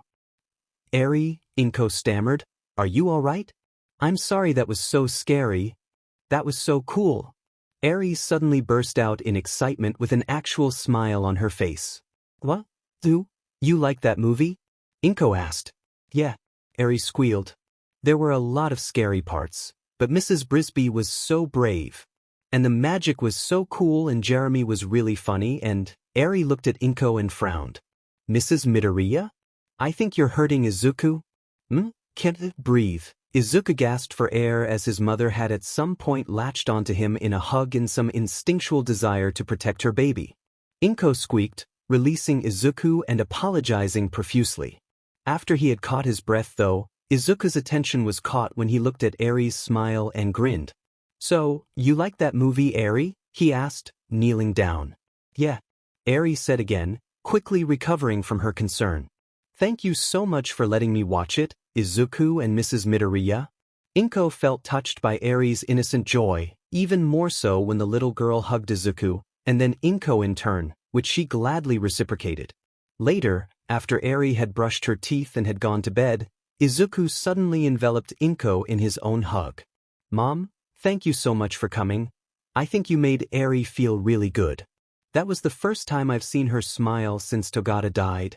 Izuku's statement filled Inko with pleasure, but also concern. That little girl had been through so much. The teachers here were doing what she could for Eri, but there was only so much that they could do. At that moment, Inko resolved to do something to help Eri. The next day, Inko found Yamada in the staff room. "Yamada, may I have a word with you?" Inko asked her son's homeroom teacher. "Sure, what is it?" The former hero responded. "To my understanding, you're acting as Eri's primary caregiver, but I was also told that some of the other teachers have been stepping in. What exactly is Eri's current situation as far as who is taking care of her? Does she have an official guardian?" At this question, Yamada sighed in exhaustion. "I wish I had an answer." Excuse me?" Inko responded, confused. Yamada fixed Inko with a tired expression. It used to be that Shota, the homeroom teacher for Class A, was acting as her guardian. His quirk let him handle the possibility that Eri's quirk would go out of control. But now that he's been forced to retire and why he had to retire, it was decided that he couldn't. Right now, it's just whoever's left at UA watching over her. "Usually it's me since I was the closest to Sho," Yamada grimaced. "But to be honest, Eri's situation is kind of up in the air right now. The only reason Child Services hasn't taken her somewhere else is because they're swamped handling situations for kids that have it even worse.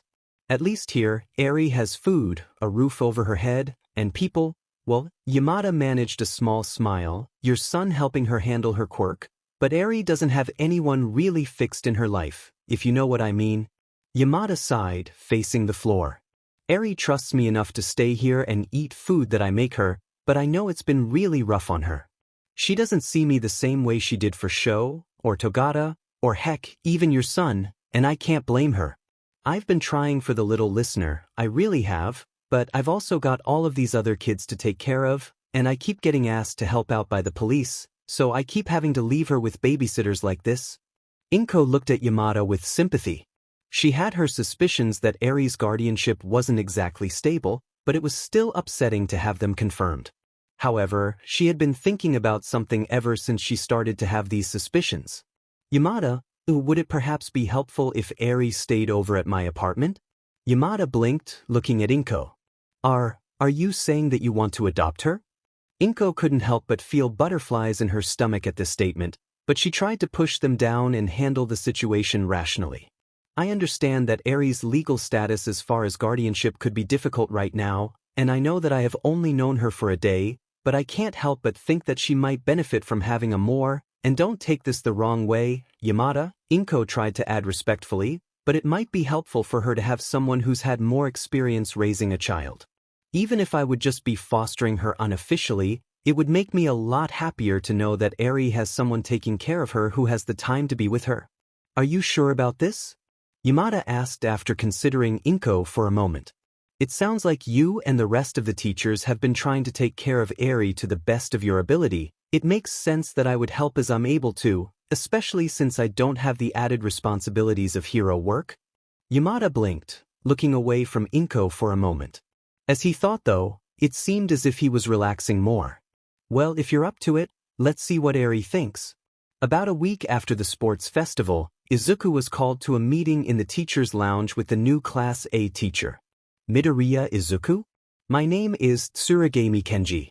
Though the man in front of him wasn't a hero, Izuku was certainly impressed by his stature, as well as Tsuragami's beagle quirk, which granted him a white and brown dog head, albeit with not as extensive mutations as the school's guidance counselor, Hound Dog. From what Izuku had heard, Tsuragami was once the chief of police, but was about to retire when the Battle of Jakku occurred. As the heroes were expected to integrate into the police force, he was deemed as the best possible teacher to help the former hero students to handle that shift. Izuku bowed respectfully towards the man, still curious what the new teacher wanted to speak to him about, though he began to get an idea when he saw copies of the analysis he had done for the Class A students in front of him, which Tsuragami gestured to. I understand that you've helped the Hero Course students with your analysis. I was quite impressed with your work with Shoji and Yaoyorozu in particular. Izuku blushed with the praise. Thank you, Tsuragami-sensei, but it's really down to their hard work and talent. Tsuragami nodded. It's true that they should be praised for their work, but that's not why I wanted to talk to you. Izuku calmed down, making himself pay attention. You see, Midoriya, I was asked to take this position to better help the students of what used to be the hero courses integrate into the new system, to incorporate strategies focusing on teamwork and long-range combat. Most heroes have been trained to focus on techniques that are powerful, but oftentimes impractical and potentially hazardous to their surroundings. Izuku couldn't help but think of MT Lady's Canyon Cannon move. Or focus on close combat akin to a gladiator-style fight. Techniques which look good to spectators and the press but aren't really practical. Izuku blinked in surprise. Okay, but what do I have to do with that? Tsuragami gestured to Izuku's analysis. I've looked at some of the analysis you've done for the hero students, and noticed that in many regards, you've already given the students some ideas and strategies that could help them better integrate into the police program. Shoji cited you as the reason why he first started learning how to use firearms. Hagakure took your advice in focusing on silent takedowns, and Mina has learned to be more adaptable with how she uses her acid because of your advice. Really, most of your analysis had nothing to do with the showboating that heroism has been criticized for and is quite practical. Tsuragami folded his hands together and leaned forward. I understand that you, like everyone else, are navigating uncharted waters as it were, but your work has shown promise. I was hoping that I could ask you to use your analysis on heroes, but apply it to the strategies used police and rescue operations. Izuku was flattered that he would be trusted to this regard. It made him feel relieved that his work was still applicable, possibly even more so to what heroics was turning into. If you think that I can be of assistance, I would love to help, sensei. Tsuragami smiled and started to rifle his way through the analysis. Let's get started then. Tsuragami began to give Izuku a brief overview of the kinds of principles and strategies that the former hero students were expected to abide by. It seemed that his biggest difficulty was in personalizing training to each of the students and their quirks. Police were trained by a standardized system, previously only a few being allowed to use their quirks, and only in specific circumstances. This meant that Tsuragami wanted details as specific as possible on the limits of his students' quirks. What range could Mina launch her acid? What was the mental deterioration of Sato's sugar rush, etc., comparing them to the range of firearms or the impact resistance of body armor.